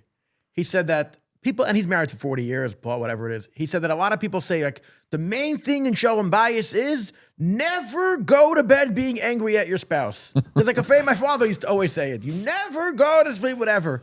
I said, Shai, and? He says, and I tell people you should go to sleep being angry at your spouse. He says, because you know what? Sometimes you're both heated up, you're both angry about something. You wake up you have to sleep on it. You have to feel like your side. You wake up in the morning, you start fresh, and then it just resolves itself. He says people are at the height of their anger towards something that their spouse did or didn't do, and now they're like, okay, we're moving forward at night. No, go to sleep, wake up different in the morning. What's your feelings about that? So it really works for the particular couple. I've heard many people, and I'm one of the people that will disagree with Mr. Stern. And in a respect, by the way, Reb Shai. You know how many hours a day he learns? No, I saw all the svarim on the table. I was like, if only I can get an office like that. Oh, my status picture I put. Yeah. It was in a study. He has like the svarim till the ceiling, but not just on the ceiling. Was the lunch on caliber with the svarim? I don't know. I know the lunch, the steaks, and the lamb chop. The wine. The wine. I'm going to get his son into big. I will tell you. His son might get into big trouble. But she told his son, "You have any wine?" He says, "I don't know which wines are good."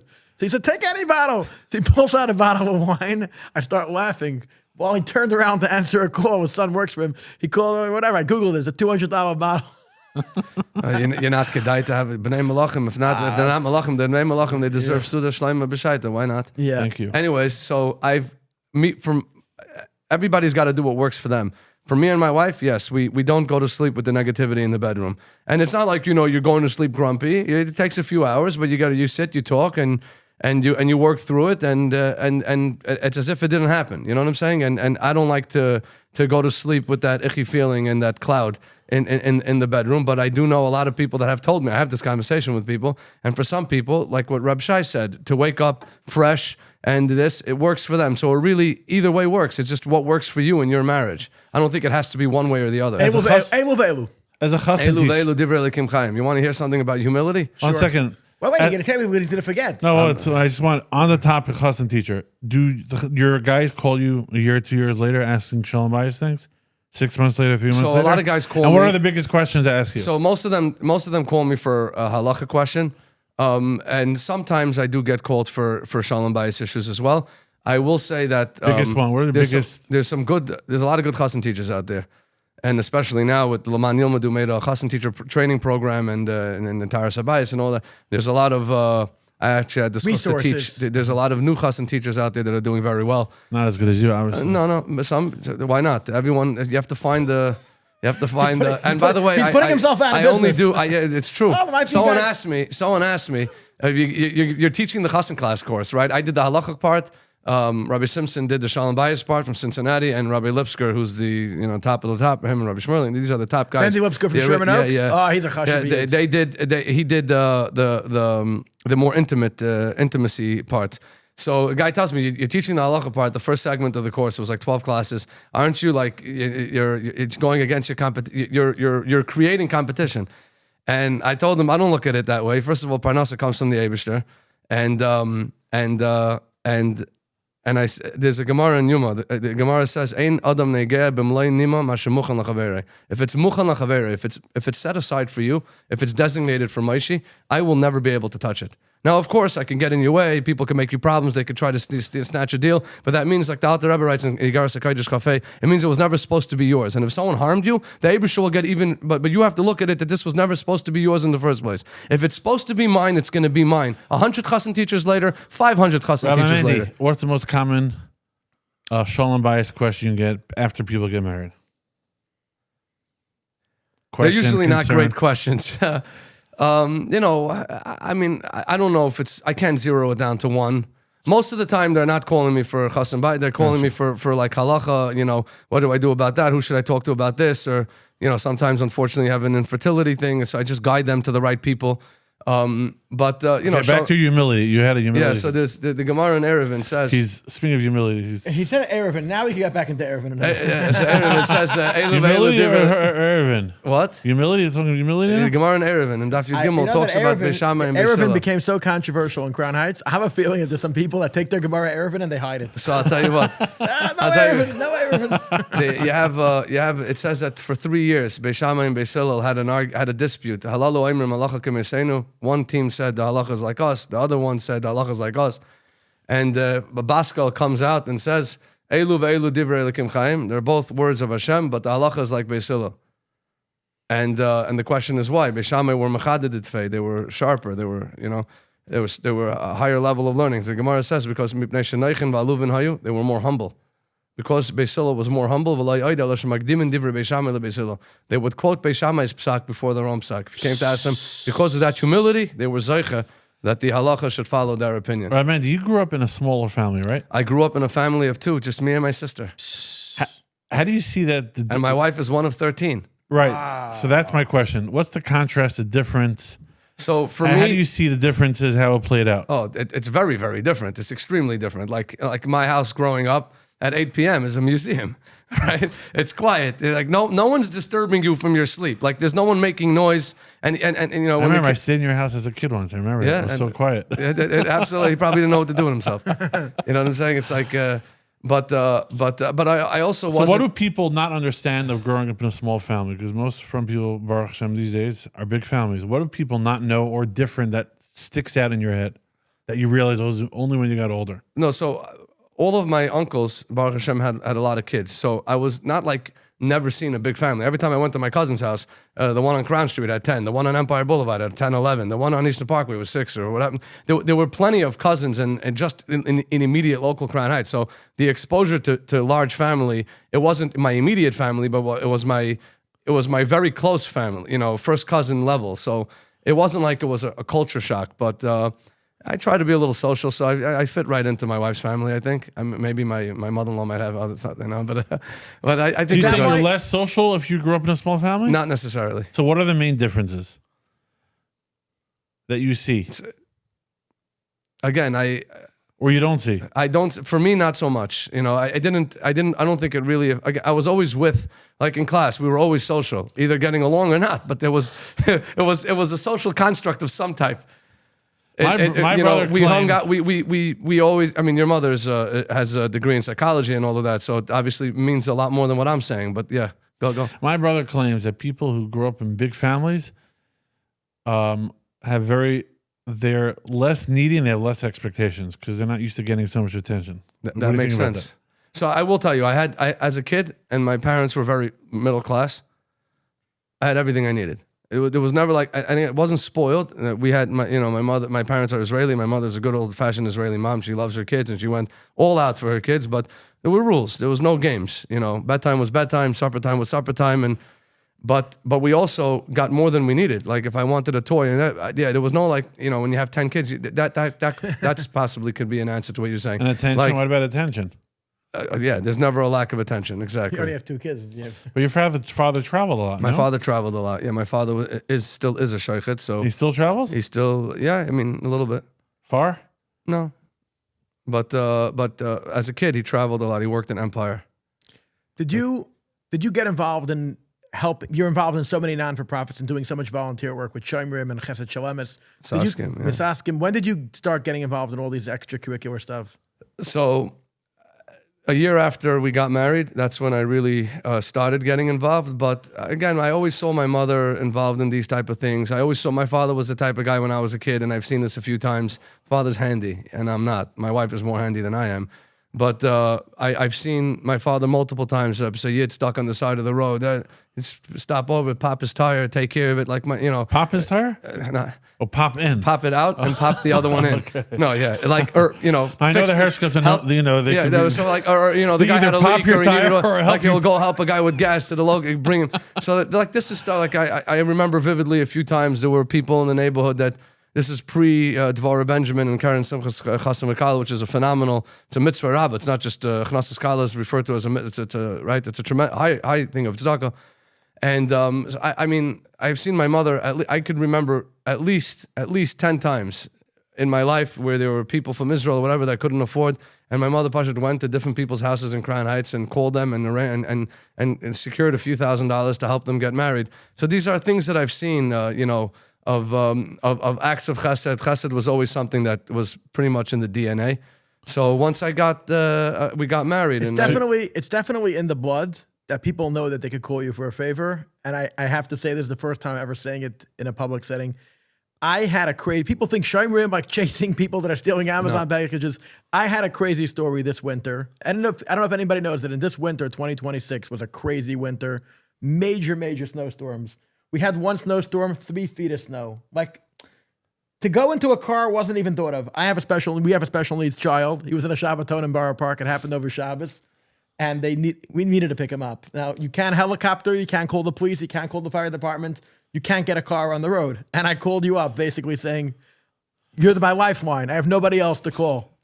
I called him. The great Rabbi He's Mendy. like, could you call me back in an hour? I don't know what he did in that hour. He said, I'm going to come pick you up. He's like, I want you to come. He picked himself. He picked me up. You have an SUV? With a Shomrim truck, a Shomrim SUV. Not only was there 3 feet of snow, it was still snowing when he came.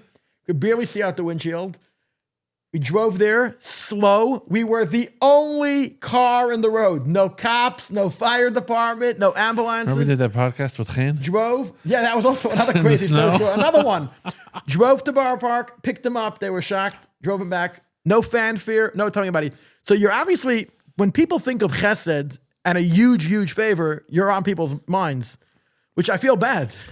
I just want to say that we did another show and Mendy called screaming and yelling at me. I thought it would never come. I would never imagine he was sitting here in the podcast. Because he takes people's covet serious. If he says something that crosses the line, he'll tell you something. But so I'm happy that Rabbi Mendy came back. I know him since I'm 7 years old. And 7 years old. I felt so bad. He's yelling. I forgot what it was. Nothing to. No. But I'm happy. Yelling? It's a sensitive. It was a message. It was a text. The sensitive person. If you say something that crosses the line, you're gonna tell him. I did overreact a little bit. And I told Maishi that, and I told you that. I'm just honored. But it was, first of all, I was watching to know, right? The fact that I was watching, so but it's like I told you, I heard 2 guys, we're talking about the Clappy and Frank podcast. So another guy's like, "Oh, you listen to that?" Like as if he's hecher, he's bad.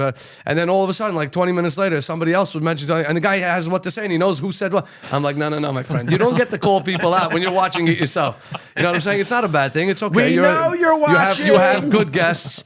We have a weekly commentator, Rabbi Mendy's brother-in-law, Yankee Telzer, now is a feature weekly Rashi and Taisus on the show. Well, we'll see what he has to say after this one. Now he's biased. No. I was away last Shabbos, so I did not film But you know yet. what? He says it how it is, and there's not a lot of people that are willing to do that someone today. called me this week. He said, I like Yankee. I don't watch the show. I just watch Yankee Tells commentary. It's cheating. It's cheating. You go straight to the commentating without watching the Anyways, prime. to give you the part, to give you the rest of the story, Paul Harvey used to have a segment on WABC. This is Paul Harvey, and now you know the rest of the story, right? He would start off when we were kids. He would start off with a random story. I remember. Get you thinking one way, and then throw a curveball, and then now you know the rest of the story. Then this is Paul Harvey. He was a very good storyteller. It's like not any. It's something with substance. It wasn't it wasn't holy, but so I was working for ProMont, and ProMont was extremely nice to me. I want to talk about how you switched from business into He's going. I'm going this. I was working for ProMont, and ProMont was extremely nice to me. What did you do in the construction company? I was a site manager / maybe project manager, but I what does took that mean? care. What do you do? So practically. Do you lay the bricks? No. Okay. I'm on the job site. With the helmet? With the helmet? Yeah, if I'm walking in, if I'm on the perimeter, I don't have to be. But if I'm walking within the construction walls, you have to wear a helmet. OSHA laws, no? Yeah, there's laws, and there's you can get fined, and then this and that. So you wear a helmet. Now it's my job to make sure that the job site is up and running, which means all the permits are in order, and if they're not, to make sure that you have DOT permits to block off certain sections of the street. That can expire because we need to bring trucks, we need to park them, right?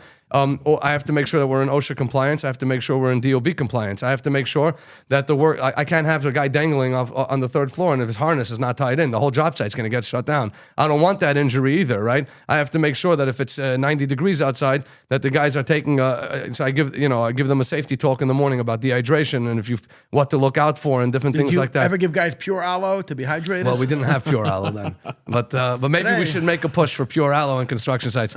But I want to tell you, one time it really paid. Like it was one of these hot days, and I told them, I gave them a whole talk about heat stroke and heat related illnesses, and they have packets to prepare you and what to look out for, and I obviously we made a few water stations, and I told them that every hour I want you not to work for 10 minutes.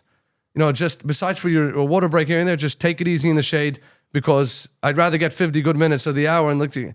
I'm about to go to lunch. It's around 1:00. They come tell me there's a problem downstairs. I go down the ladder, and I see a guy. He's pushed. He's doesn't look good at all, and whatever. So I call 911, and some of these guys are panicking because they think 911 is ICE.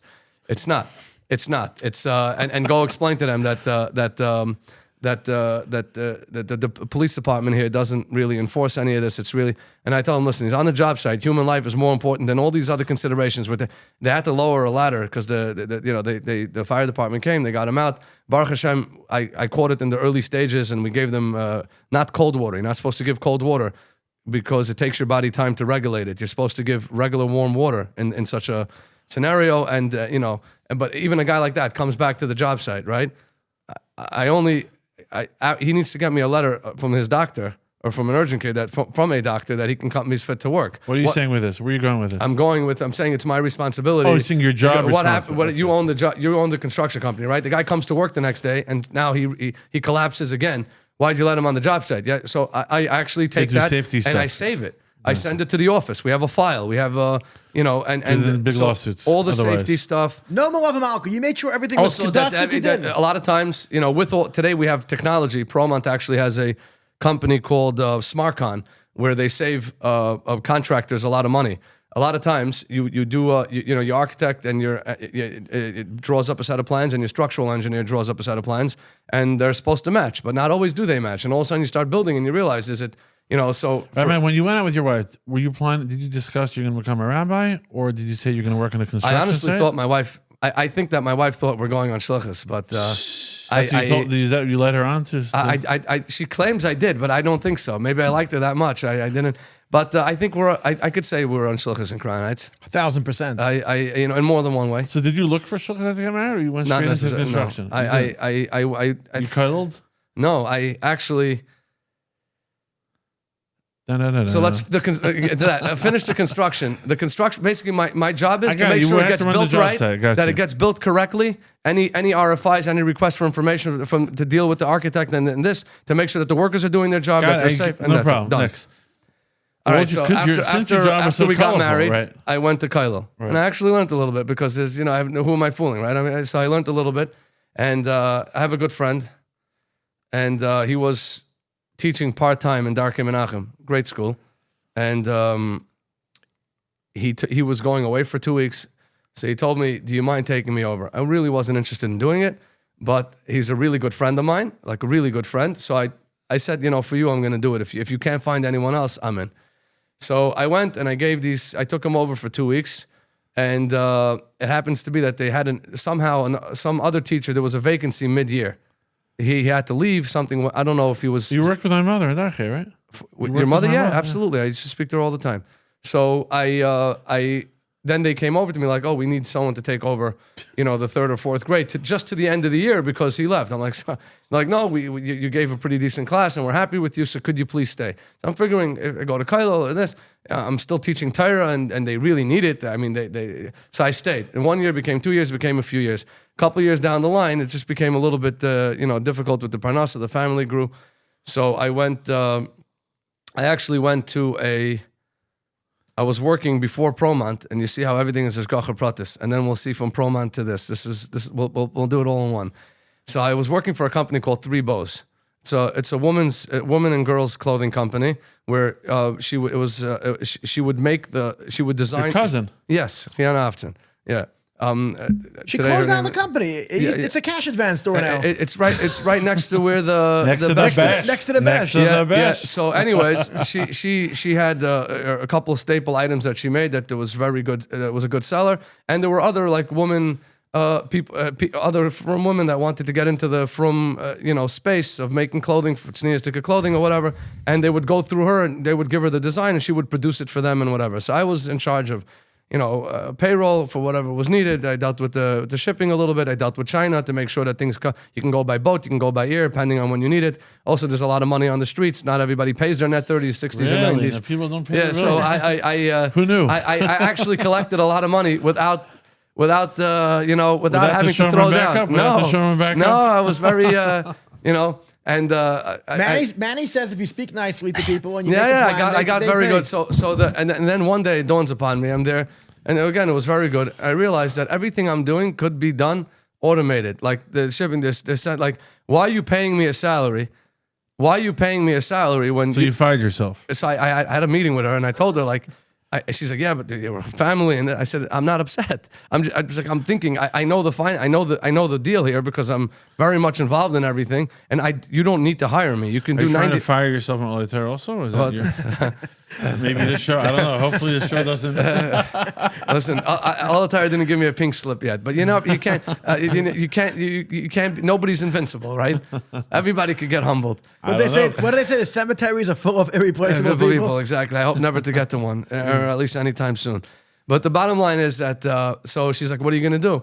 I told her, "Parnasa comes from the Abishur. Give me 2 weeks. Give me 2 weeks. I'm going to start looking around, and if I find something, I just want to save you all of this money. It just doesn't make sense."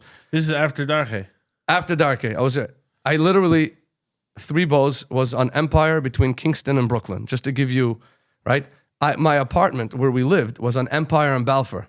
It's literally 300 feet walk. That's all it is. So I walk to work, You cross the street. I just walk out the door. I don't even think I got to the street yet. I get a call from Yisrael Lerner, who's one of the head guys at Promont, like the number 2 guy, I think now. He's Michal Werner, the Rosh Kovel's brother. Brother, yeah. And spent Pesach with his parents. Really, really smart guy, great guy. Papa's family, Very nice people. I got a call from Yisrael. Yisrael tells me Promont is growing. We have a lot of job sites coming, and I need more people. I need someone ASAP. I thought of you. You want to start? I was like, yeah. How'd you know? I said I'm kind of looking for a job. Within 60 seconds. I said, yeah. She's like, can we start next week? Really? You go down with him? Can we start next week? I said, we can absolutely start next week. So I went back in. I didn't even. So how do I know Yisrael Lerner? So I lived at 7 Balfour for many years, and they also did. So they moved on to the same floor as us. Now, the apartment across from me, we had Rabbi Kuti Rapp, Oliver Shalom, who was a good friend of mine. Good friend of mine as well. Speaking of Rabbi Mendy, he worked with people across the aisle. Yossi Rapp. So you should know that he was a Be'emes Yedei Sefer. And one thing you could say, quietly, he had a tremendous amount of connections in Alal and in the airport, and he helped a tremendous amount of people in a very quiet and unassuming like way. Yossi. Just like Yossi. Yossi's Yossi's doing number phenomenal one. work. Yossi's doing great work, and Yossi is actually expanding it from JFK to Boston to California to Miami. Yossi's doing phenomenal work. He's really Yossi a great Chabad guy? ear, and he Yossi kind of is the lifted up. greatest guy. Yossi's very good. Greatest guy Yossi's ever. a good guy, but with so Javier, we'll get right? to You we'll work get with to him, Kuti Javier, Rabin. maybe? Absolutely, Yossi's great. I'll get to Yossi in a minute and his father, but.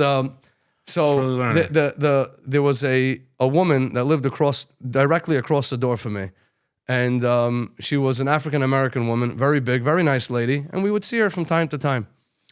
And the learners just moved in. I maybe saw him once or twice. Don't really know who he is. All of a sudden, one night we hear bam, bam, bam, and after the third or fourth time, something is weird. Something doesn't make sense. So I open up the door, and I see Yisrael Lerner's back to my door, and he's winding up, kicking the front door as hard as he can. Obviously, I knew of him. He's a normal guy. I'm like, Yisrael, what are you doing? He's like, there's smoke coming out of her apartment. Oh my God. This is dangerous. So like, I right away told all the ladies to take the kids downstairs. I called 911 immediately, and we're kicking the door as hard as we can. She finally came to the door disoriented. She had food on the stove, and she fell asleep. And because of the kicking, she eventually got to the door. The fire department came. They put everything out. It didn't get out of control. They saved her life. Yisrael saved her life. And he's also a paramedic. So, he was able to tend to her. EMS came and took her to the hospital or whatever. So that was that was our first Shalom Aleichem. And it's He saw the way you pound the door. He's like, you could be on a construction site. no. So, but it's been like they're without being related to us, they're like just like family. Like his kids can walk into my house whenever. My kids, it's like our wives are very good friends. It's like it's amazing. Shomrim. How many Hold calls on, you do a week? We did emergency. let me Let's jump just- into let- Shomrim. let me just do- from the fire. give me- let's give me get a into second. So Shomrim. I'll make it quick Let's to the keep aisle. the action high. give me a second. So the bottom line is so he calls me, you want a job? I said, sure. So that's how I started working for ProMount. ProMount was amazing. I learned a lot. Yossi Kopstein is a tzaddik of a yid. I came with zero knowledge. So in the beginning, every little thing, there's an inspector. He would always tell me, Mendy, just calm down, be yourself, you'll be fine. And he taught me everything. Whatever I did a little bit. Yossi Kopstein, my proud brother-in-law, love him like a brother. Great guy. Yossi Kopstein, And you by know the what way, it says in Pirkei Avos? Leiv Tov. And they 5 Talmud, and one said a good eye, a good this, a good Leiv Tov, and he said the Leiv Tov is the greatest one because in the Leiv Tov you have all the other good things. Yossi Kopstein is what I would say is a Leiv Tov. He's a great guy. Get along with You him. get And his along? wife. How could you not get along with Yossi his wife Kopstein? know If you don't me? get along with Yossi Kopstein, there's something wrong with you. His wife, Nomi, is his Ezer Kenegdite, biggest tzaddik ever. Yeah. I shouldn't say biggest. She's probably like 80 pounds. And if you ever been to her house for Shabbos, greatest people there's a ever. spread that they put out. There's Food she makes. Leila. Yeah, anyways, so Can we talk about Shomrim already? hold on. So one day I'm sitting in my office. It was a week before, 9 days before yeshiva starts. This is going to be my 6th year. So 6 years ago. And I go out on the job site. I'm on the 2nd or 3rd floor. We're pouring 200-300 yards of concrete. It's a busy day on a construction site. Cars are coming and going, and Setutzach. And I get a call from Rabbi Chaim Yisrael Wilhelm, who's my boss today. He's the manal of the yeshiva. And he tells me, what do you think about coming to work for Alatira to be a assistant principal in 8th grade? I'm like, you got to be kidding me, right? I said, can you just call me on video call? And so he calls me on video call. I'm in a hard hat, a polo shirt, and I have boots on, and there's concrete all over the place. I'm like, Rabbi Wilhelm, you see this? Like me to yeshiva in 9 days. I mean, how do we even bridge this world? Like so I said, where is this coming from? So he says, his father, Rabbi Zusha Wilhelm, was my neighbor, and Rabbi Zusha Wilhelm was a big Talmud Chacham. A Balfour. Yeah, and I was a half decent student in Masifta. So I had a kasher with him, and I would go to shiurim, and he would answer my questions. So I got along with him. And he tells me, I was talking to my father, like I really need someone because 8th grade moved from 667 Eastern Parkway to 417 Troy. So now that we're moving into a new building, they need an assistant principal. So my father recommended you. So I said, okay, that's great. It's a different, everything helps. You get to push Hold from on, here. who got the first initial? Okay. I don't know. Bobby, he's blaming I'm Zusha. telling you the I'm story exactly how it happened. Okay, So the we bottom need to line settle is this. the bottom line is I call my wife. I'm like, guess what just happened? Where do you think Zusha got the idea from? The Vada Ruchni called up and said, you better find him a job. We need this guy, this Ped Malpik Margolis. so the bottom and by line- the way, Shua Zelig Brook was on the phone with Shmulik Brook, who's I think the head of the board And we all had three-way calls. So You just find out who got I have phone Rabbi evidence. I have phone evidence. Everything could be true. She was Alec, back me up over here. Anyways, so I'd call my wife. My wife, she tells me, at the end of the day, you were suited to teach. You were suited to be in this world. This is not that you're not suited for this, but this is your strong point. It's not a terrible idea.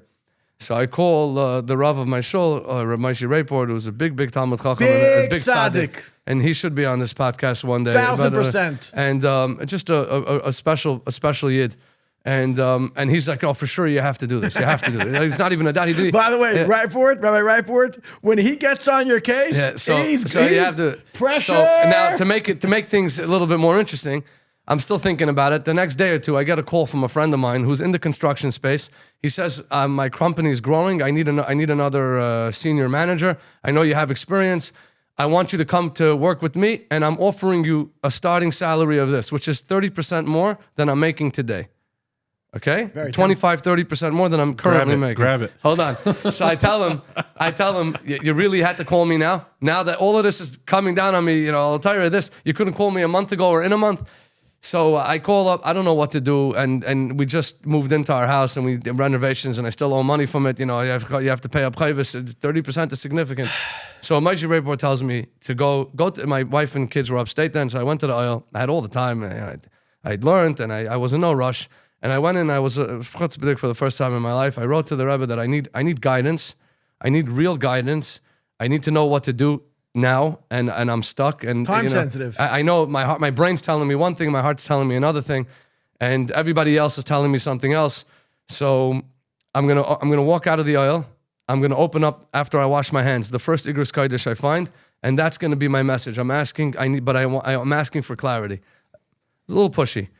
And I walk out, I wash my hands, I open up the Igros Kodesh. I have a picture of it somewhere on my phone. The first letter on the page, written to a person by the name of Reb Tuvia.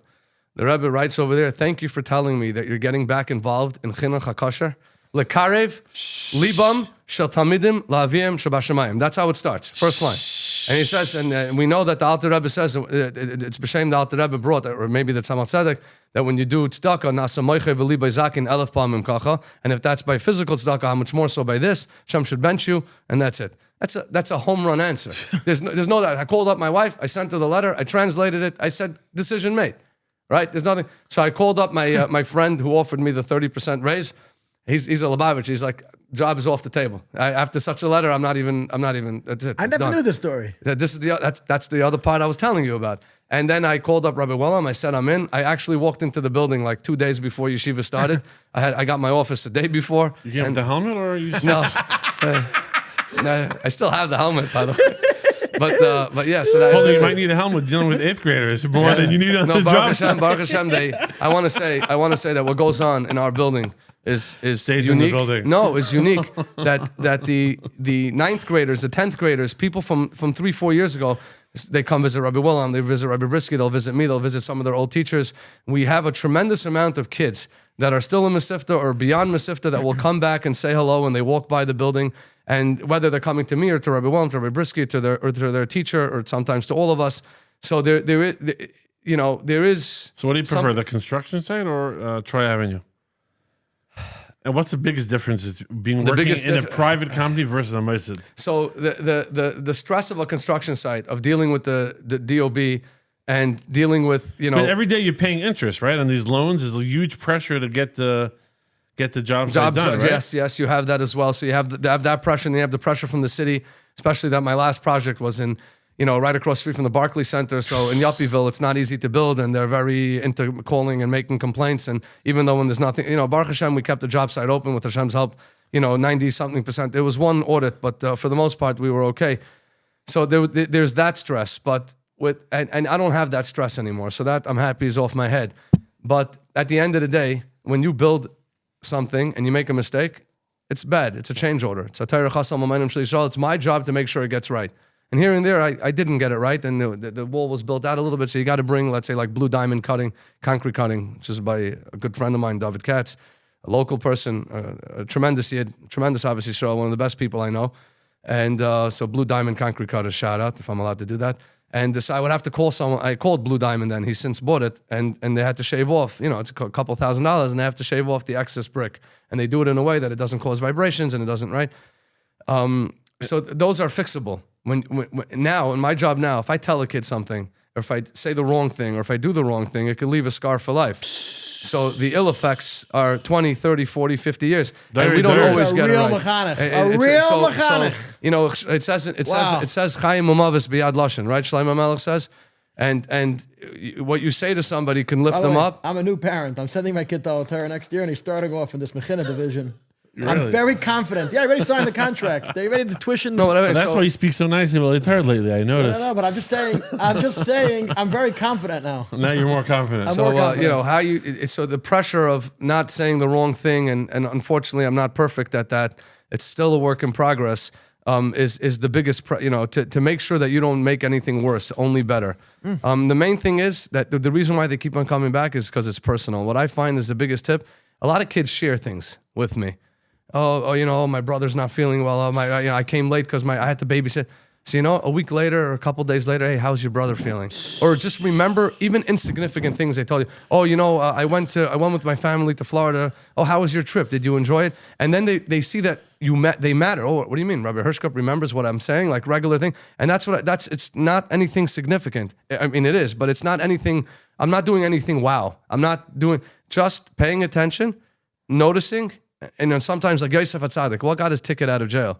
He met two people that were probably not famous for their Avos Yisrael. They were working for Pare, right? In a prison system. He had every reason in the world to be miserable. He was his father's favorite son. He was ripped away. He's never getting out of here. There's no human rights in that side of the country today, in those Middle Eastern countries. Certainly back then. But he notices that two people are having a rough day, and he says, "Madua pneichem ra'im hayom." And just the ability to notice, to pay attention, and when they do tell you something, just follow up with them. How do you know this? A kid asks me, "How do you know this?" What do you mean? You told it to me a few days ago. And when you tell me things, I pay attention. They're shocked because nobody else gave them the attention. No, but all of a sudden, now you build a connection. And sometimes you have to discipline. And a kid tells me, "Oh, I hate you." He felt comfortable. I said, "I'm fine with that." I said, "Because you can only hate me if you loved me." I said, hate means you have passion, you have emotions. Now it's misdirected. Rabbi Hershkop gave you, I called your father. I said, but all I have to tell you is this will evaporate. And you're going to come back to how it was before. And you have to know that it wasn't personal. You're giving away a lot of free tips on chinuch. People charge a lot of money for this stuff. It's not. Mendy, Shomrim. Yes. Anyone accept it? Anyone can sign up? What's the vetting process? You have to be blue collar guy? No. You have to be ripped? You got to go to the gym?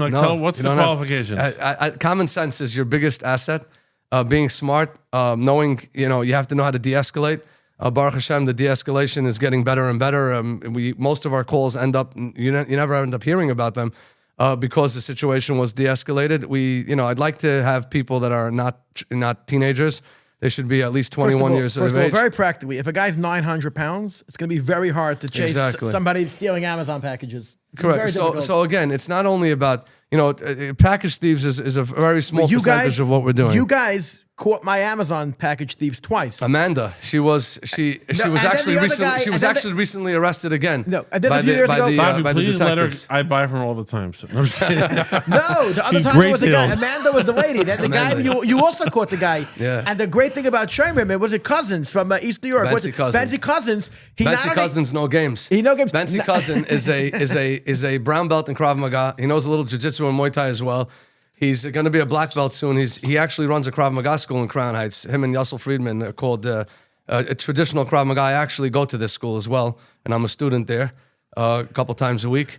So Benzie, but not only he caught the guy the second time, he made sure that the DA prosecuted him. Yeah. And I went down to the DA's office and we testified, and there was a Yehudim. So Benzie actually is very good at de-escalating. He speaks extremely well. He can sell. He's a good salesman. And also, if things get a little out of control, which they usually don't, Benzie's the right guy for the job. Benzie has all the tools you would want. What's your most common call to Shomrim?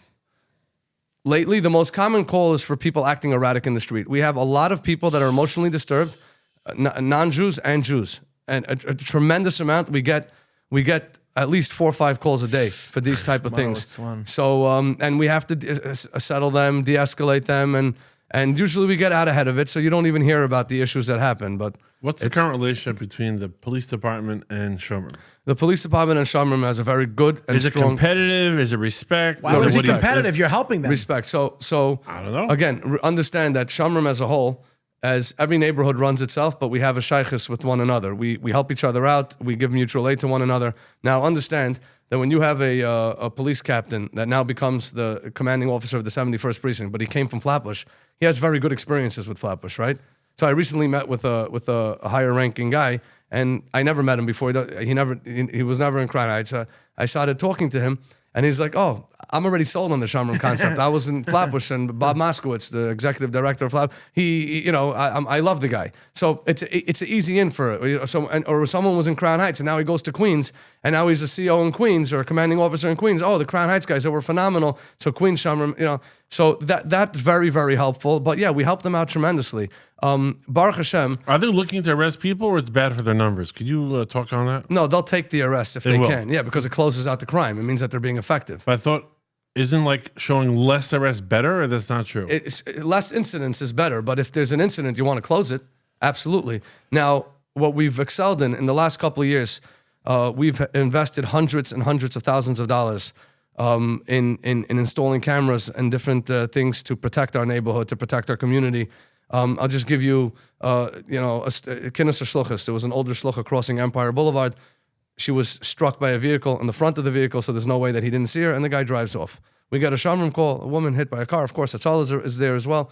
And the first unit that arrives is told by the caller it was a darker color vehicle, and it went, So right away, someone logged onto the cameras we have in that area, and we're able to see that it was a white car, it was a Ford. We have the plates, we have everything. We put it into the system, and whatever. Sure enough, that car showed up in 25 minutes in Borough Park. We were able to get Borough Park Shomrim to tail the car. We got in touch with the 7-1 and the 6-7 at the 6-6 precinct over there. That guy was arrested 35 minutes later from incident, brought to the 7-1 because of hit and run with injuries. Now, it wasn't terrorism or anything like that. I'm not going to create panic here, but that's a serious crime. An elderly woman getting knocked down like that, and an accident is an accident. You pull over and you wait. The guy clearly sees that what he did, and he drove off. That's not, the other day. That's a felony, no? Yeah, a car was stolen. And this is something that I actually want to talk about. Too often I'm seeing this recently. A woman, very, very, a phenomenal Mora here in Crown Heights, and her husband's a great guy. It's a mistake that too many people make. Left the car running for a minute, and she went, no kids in the car. She went to go pick up her daughter. It's illegal. What's it called? It's called loitering when you have a car with the motor on and nobody. No. So she it's illegal. Literally 30 seconds, and this group of guys, a guy jumps out of a car, grabs the car, and we still haven't found that car. Oh, okay. They stole the car. They stole the car. Now we get a call. We respond right away. We start looking for the car. We couldn't find the car, and the car was immediately left Crown Heights, so we couldn't follow it on camera anymore. But the guys who were our camera techs noticed that this is not just one guy. There is another car that's dropping these guys off. So it's a ring that are associated. So that car and the plates and everything, we placed an alert on it. An hour later, it shows back up into Crown Heights. Two other guys, the two other guys that were involved. We tail it, called the detective that was dealing with this. Where is it? We led him straight to the car. Two of those guys got arrested for taking part. So we didn't get the actual car, but you know what? That car has not been in Crown Heights since then. They lost their car to that to get it back. And so, we're working smarter and not harder. When you call the police So I just want to say one thing. The other day I was walking on Troy Avenue, and I have videos on my group from different units. People are leaving their cars unlocked and running, engines running, keys, even for a minute. Don't do that. Just close your car. I know it's the summer. I know it's hot. I know you want to leave the air conditioner on. If it's not bolted down, they're going to take it. Even if it is bolted down, they might take it anyways.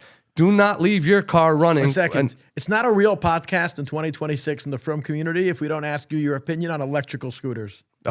So I'm actually working on something now. Okay. And and before you definitely took lead on going after the electric scooters, but getting a headache for Headache pure Aloe. I think the problem is that Clappy can't balance electrical But scooters. Clappy, so I will he's- tell you that before you went on the tirade about the electric scooter, we were messaging about this, and I was sending you videos. I mean, we had correspondence. Do you know what? You know what made me go crazy?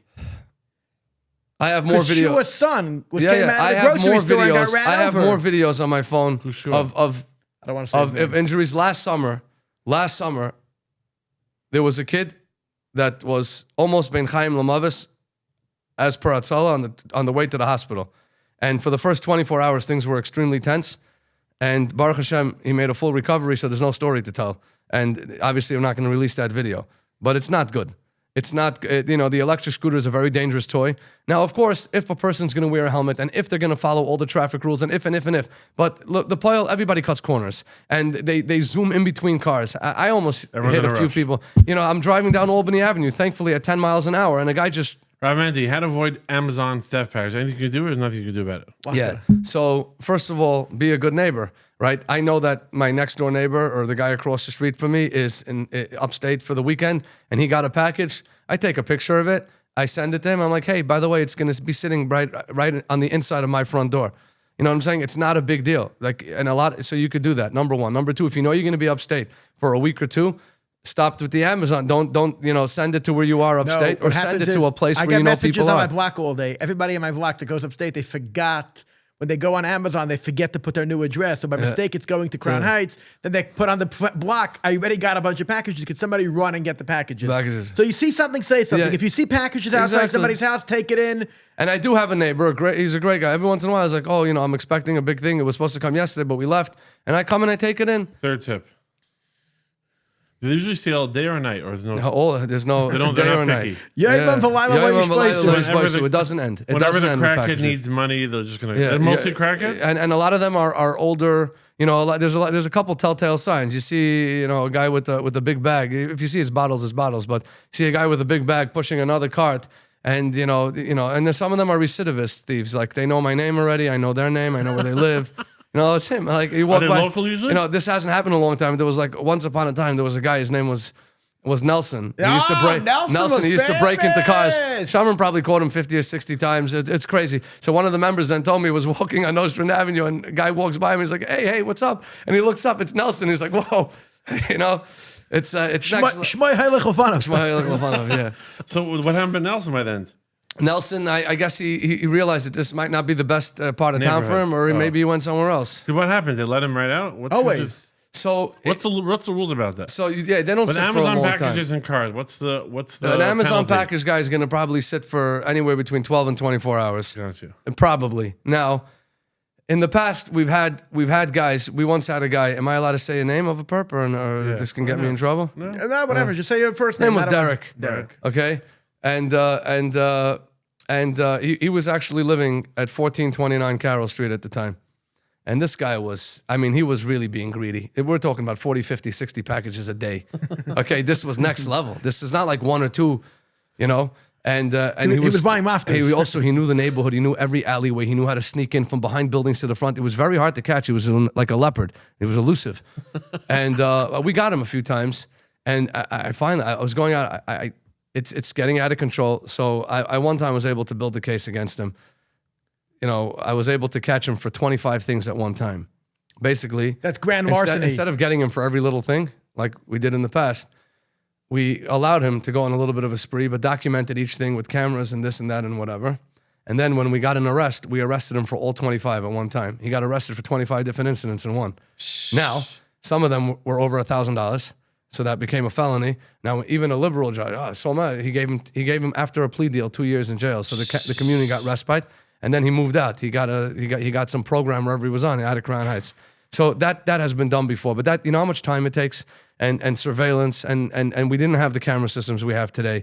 And we didn't, it took hours. It's not just me. It's a team of people that are dedicating time and putting together, and then when you're helping people, you're going to learn that sometimes you have to beg them to allow them to help you. Right. When so you called me up and told me if I don't go testify, she'll be out tomorrow. You were a pleasure to deal with. And I had to take off work. So you went. To take off work. So you went, exactly. And I want to tell you, we had a guy recently, actually. We got a call at about 11:30 at night.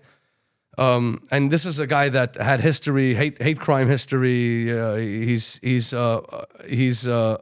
of Spanish descent, but in jail he became like Muslim and very popular. Yeah, and he's full of hate, and he's not a good guy. Big, strong, burly guy. He started up with the Yid on Shabbos. We got him. Then Matzi Shabbos, he punched a kid in front of 770. So just a few months ago, this is already a year since the previous incident. He surfaces on Union and Albany. A Yid was driving. He fires a stone on the floor. Baruch Hashem, he didn't hit his car, but he called. So we're canvassing for him, and we notice him. He's on Eastern Parkway, Kingston to Albany on the service lane on the 770 side, and he's about to pick up a brick and throw it at a bacher. It happens to be that Bensi Cousin was responding to that call, so he sees it. He stops his car. He jumps out, and he says to the guy, "What are you doing?" So the guy drops the thing, and he pulls out something sharp, which is always a scary thing. As Bensi's like, "I don't know if you want to do this. You might end up paying a heavy price." And the boys are coming, there's a big response. A chapsim situation. It happens to be that there was a captain from the transit district, TD, there's the Department of Transit. They handle all the subways. He was driving by. It wasn't a knife, but it was a sharp, like, metal object. And he sees this, and he sees Bensi like a couple, 30, 40 feet away. And it's tense. So he stops. He drops the guy in cuffs. In the meantime, we were able to produce. We had witnesses. We had hate. We were able to produce everything, and he was put away. So, our guys had to go to. The next day you have meetings. We had to go testify, or else this guy walks. And that's something that sometimes the guys do that goes beyond the volunteering. People don't even realize that. People don't even realize that the guy went on a call at 12 o'clock at night. You guys do overnight drive around? So there are guys who patrol. Some guys patrol more than others, but it's not like all night, every night. No. Shabbos, you still? So yeah, we have a Shabbos patrol. You still do that? Yeah. Overnight? Not the whole night, but like probably 6 hours. And it's from the beginning of Shabbos. Could you wave it down to open your lights? So Amir al-Nakhri is already a complicated thing. Oh, that's why you're the best. Speak to your Orthodox rabbi. Is it a service you offer or no? I'd rather not. I'd rather him for more. Like he can, if you need help, we have gotten him flagged down. Like, oh, this guy was spitting at me or whatever, and he'll deal with it. But generally, like, I'd rather them not go into people's house unless it's an emergency. Like, if you have a patient, you need to put on a generator. Mandy, what about Hatzal? Did they ever call you guys for backup? Absolutely. Just this past Friday night, there was a call of emotionally disturbed EDP nature, and they needed some help, and they called. We have a seamless relationship with them, very, very good. And we know our lane. We don't, they're medical, they handle it. But if they need our help or we need their help, yeah, it's very seamless. Anti-Semitism, did that happen in Crown Heights? And do they call you, call the police? People call us and the police, and sometimes just us, and sometimes just the police. But definitely, anti-Semitism is picked up. I mean, by everybody's statistics everywhere. You sure seeing it? But rise in Crown Heights, or no? I was actually very surprised. I thought that maybe the worst is yet to come. But so far with Mamdani, it's not been worse than it was a year ago. Has the police been as good as before pre and post Mamdani? Same thing. Same, no difference. Same thing for us. It could be that we have Tish is good. She's tough. She's she ruffles a lot of feathers. She's not easy on cops, but for the community that might work. She makes them work. Something tells me that the police are going to be very, very good under Mamdani because they probably can't. Alan Dershowitz they probably can't stand him, and they want the city to be safe. No, a guy like Mamdani is very charismatic, and as much as we don't like him, he's very smart and he speaks extremely well, and he's very, very smooth. So he's not. It doesn't do him well that if the city goes to a dump in a day, that's not good. If he can keep the status quo, let's see what the last 2 years of Mamdani looks like. That's what I fear, and that's what Alan Dershowitz said. It's not my theory. I think I agree. What did Alan he say? said he's not worried about the first 2 years of Mamdani. He's worried about the year 3 and year 4. Let's see what his true colors are then. Now he. If he's going to come in and the police department folds and this folds and that folds, everybody's going to come for him, right? He has to show some type of status quo, and slowly and gradually, if things start to change and he pulls the rug right under our noses, that's where the problem is. I always noticed that when it's freezing cold outside, there's very little crime, and the summers could always chas v'shalom be a major issue for Shomer. Is that true or false? When it's free in the winter, we actually have a lot of high priority calls in the winter. Why? Because it gets dark early. When it gets dark early, and this is something that you guys have a voice. There's a lot of dark streets in Crown Heights that the trees need to be trimmed. Montgomery, Kingston to Albany. Your parents' block is extremely dark at night. And Sam Stern, come get involved with the trees. President and Albany area, extremely. So the darker streets are usually prone to more crime. I don't want. And when it's very dark, even if there are cameras, they don't see very well.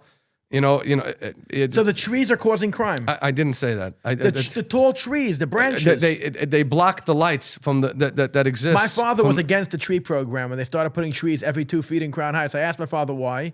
He said he told the guy, I'm not going to mention his name. And also, when you hear, he said because Zehakatan Gadol Yeh, this little cute tree with the oxygen is going to be into I have a tree in front of my house. No, it goes into the sewer. Flying off no, but also it goes into the sewer line. Yes, it does. And then you got to bring an excavating company for $10,000 when to you get talk to the about pipings. sewers, I have 2 good friends that Bensi Cousins, Sam Gillick, 2 good Yidden that protect Yidden and have so they have a success sewer.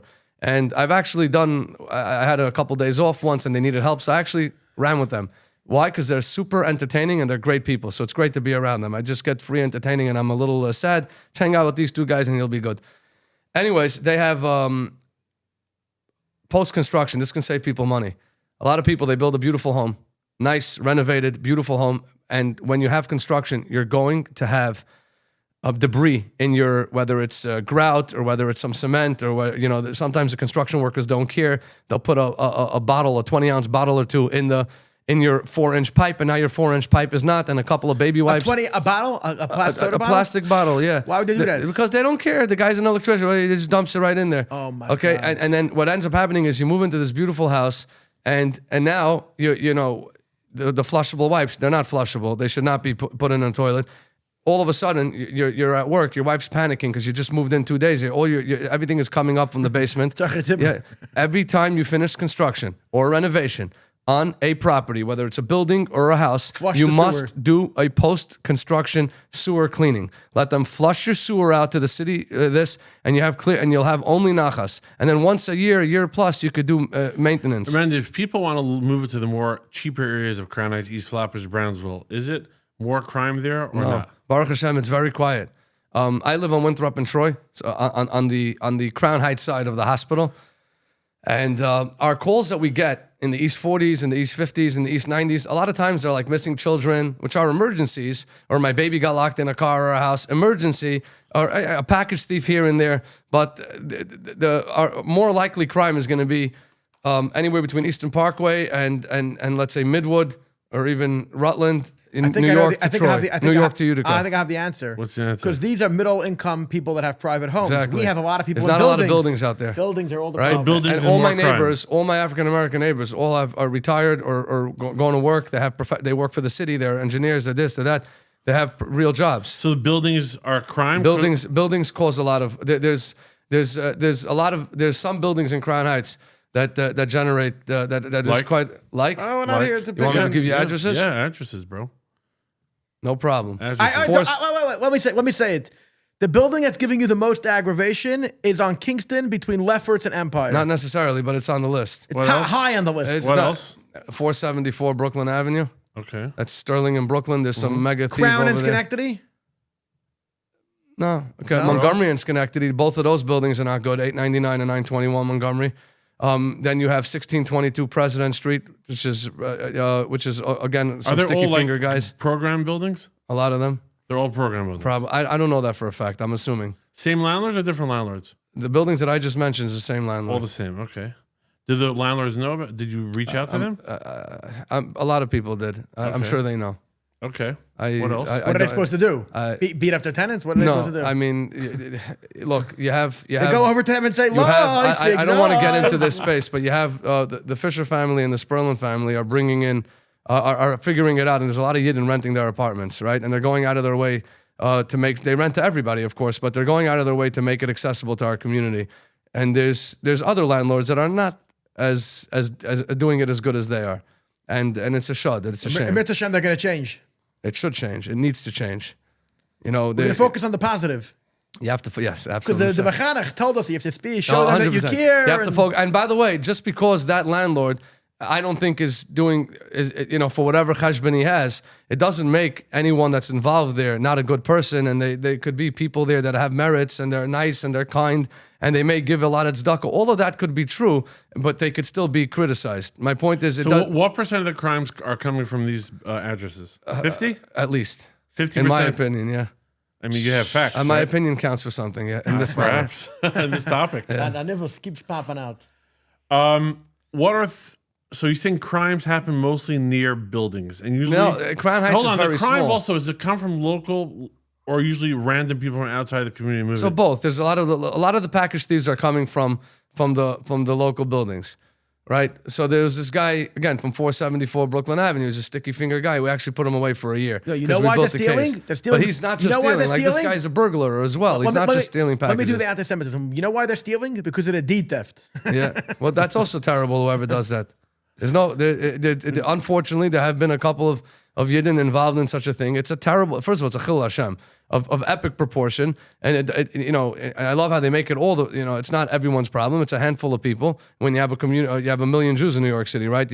What's the percentage of 3 or 4 people? Nothing. But it is a terrible thing. Hold on a second. We covered chinuch. We covered your background. We covered education. LMAAN YILMEDU.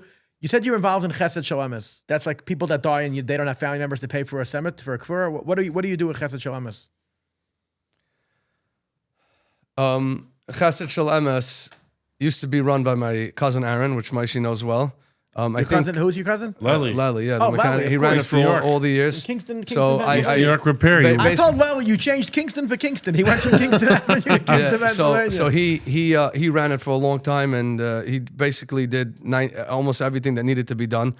Chesed Shel primarily is, there's a few. So the person that runs Chesed Shel his name is Mendy Rosenberg. He's a big tzaddik, Rabbi Mendy Rosenberg. He also dispatched for Crown Heights, Williamsburg, Borough Park, and Flappa Sharmim for probably over 20 years, from 7 a.m. to 5 p.m. Monday through Thursday. A local Crown Heights guy? No, he's in Williamsburg. They have a few cemeteries, so if somebody needs a Kfuras Yisrael for a few $100s, they'll do the whole burial. He has upstate New York 2 or 3 cemeteries, so 2 of them are almost full. So they mamish, they'll do whatever they can. So when people do these fundraisers and need a cruise to sell, they can meanwhile get it for a few $100s. Yes or no? If you go to Chesed Shel Yeah. Okay. Just Yeah. want Now, to a few a few confirm hundred that. or a few thousand? No, if you could afford to give them $2,000, they'll take it. But if a guy doesn't have and he hasn't even So a $5, fundraiser for cruise show, we have to be a little, we have to be a little skeptical, hold on. Rabbi Then- Mendy? Is then- someone making a and lot of money on the deal? It sounds like we're uncovering a big scandal. and hold on, These charity platforms are going to be angry at you. and they They do. have big lawyers They're on not our staff. sponsors, though, They right? have big lawyers on staff. Like last year, We didn't unfortunately, call anyone out. in the summer, there was a kid that was hit by a car, and he unfortunately didn't make it. And it's messy, and it needs to be cleaned, and it has to be buried with him. So we do the cleanups. We physically sit on the floor and clean that up. We don't and raise make- money for that. I don't raise money for that, People but do? people do raise money for I've that. never seen a- I'm also involved with Masaskim and Crown Heights. It's a bit, and Masaskim also does disaster recovery. Saskim does the chairs and the chairs tables and the that, portable air conditioners. Yes. He passed And away. and they also Yankee Meyer. Oh, It's it was also a big loss Chashavi, for Klal yeah, Yisrael. very big. Wow. Yankee also had a lot of connections and helped a lot of people. So in Crown Heights, when Yankee needed help, he would talk to either Menachem Freeman, who's also a big tzaddik and a The pillar. printer, the printing The guy? printer, yeah. Such a special guy. By the way, I look tremendous for- I amount look- of chesed. I look Tremendous. I look for excuses to go into VAD to talk and, to him. or myself. And Masaskim also has another beautiful program called Project You Did, which I asked. Broken families? No, it's families that had a parent pass away. And They do now, trips, no? Like so I that? asked, so I asked Yankee Meyer, why did he do it? So let me explain what Project He Did is. Every Hanukkah, Purim, so Hanukkah, they deliver a Hanukkah gift to every kid with like a plus 50 or $100 and dollars from different gedolim, for to have. I'd get those with I'd toys. get those dollars to and sell you sell them, sometimes. yeah. Yeah. And with a gift for every kid. And Purim, full-on Purim meal done by a local catering. So Crown Heights, they'll do it by either Benny Turk or Fagenson or whatever. But they want it to be CHK, so everybody can, and that's 5-6 boxes of food.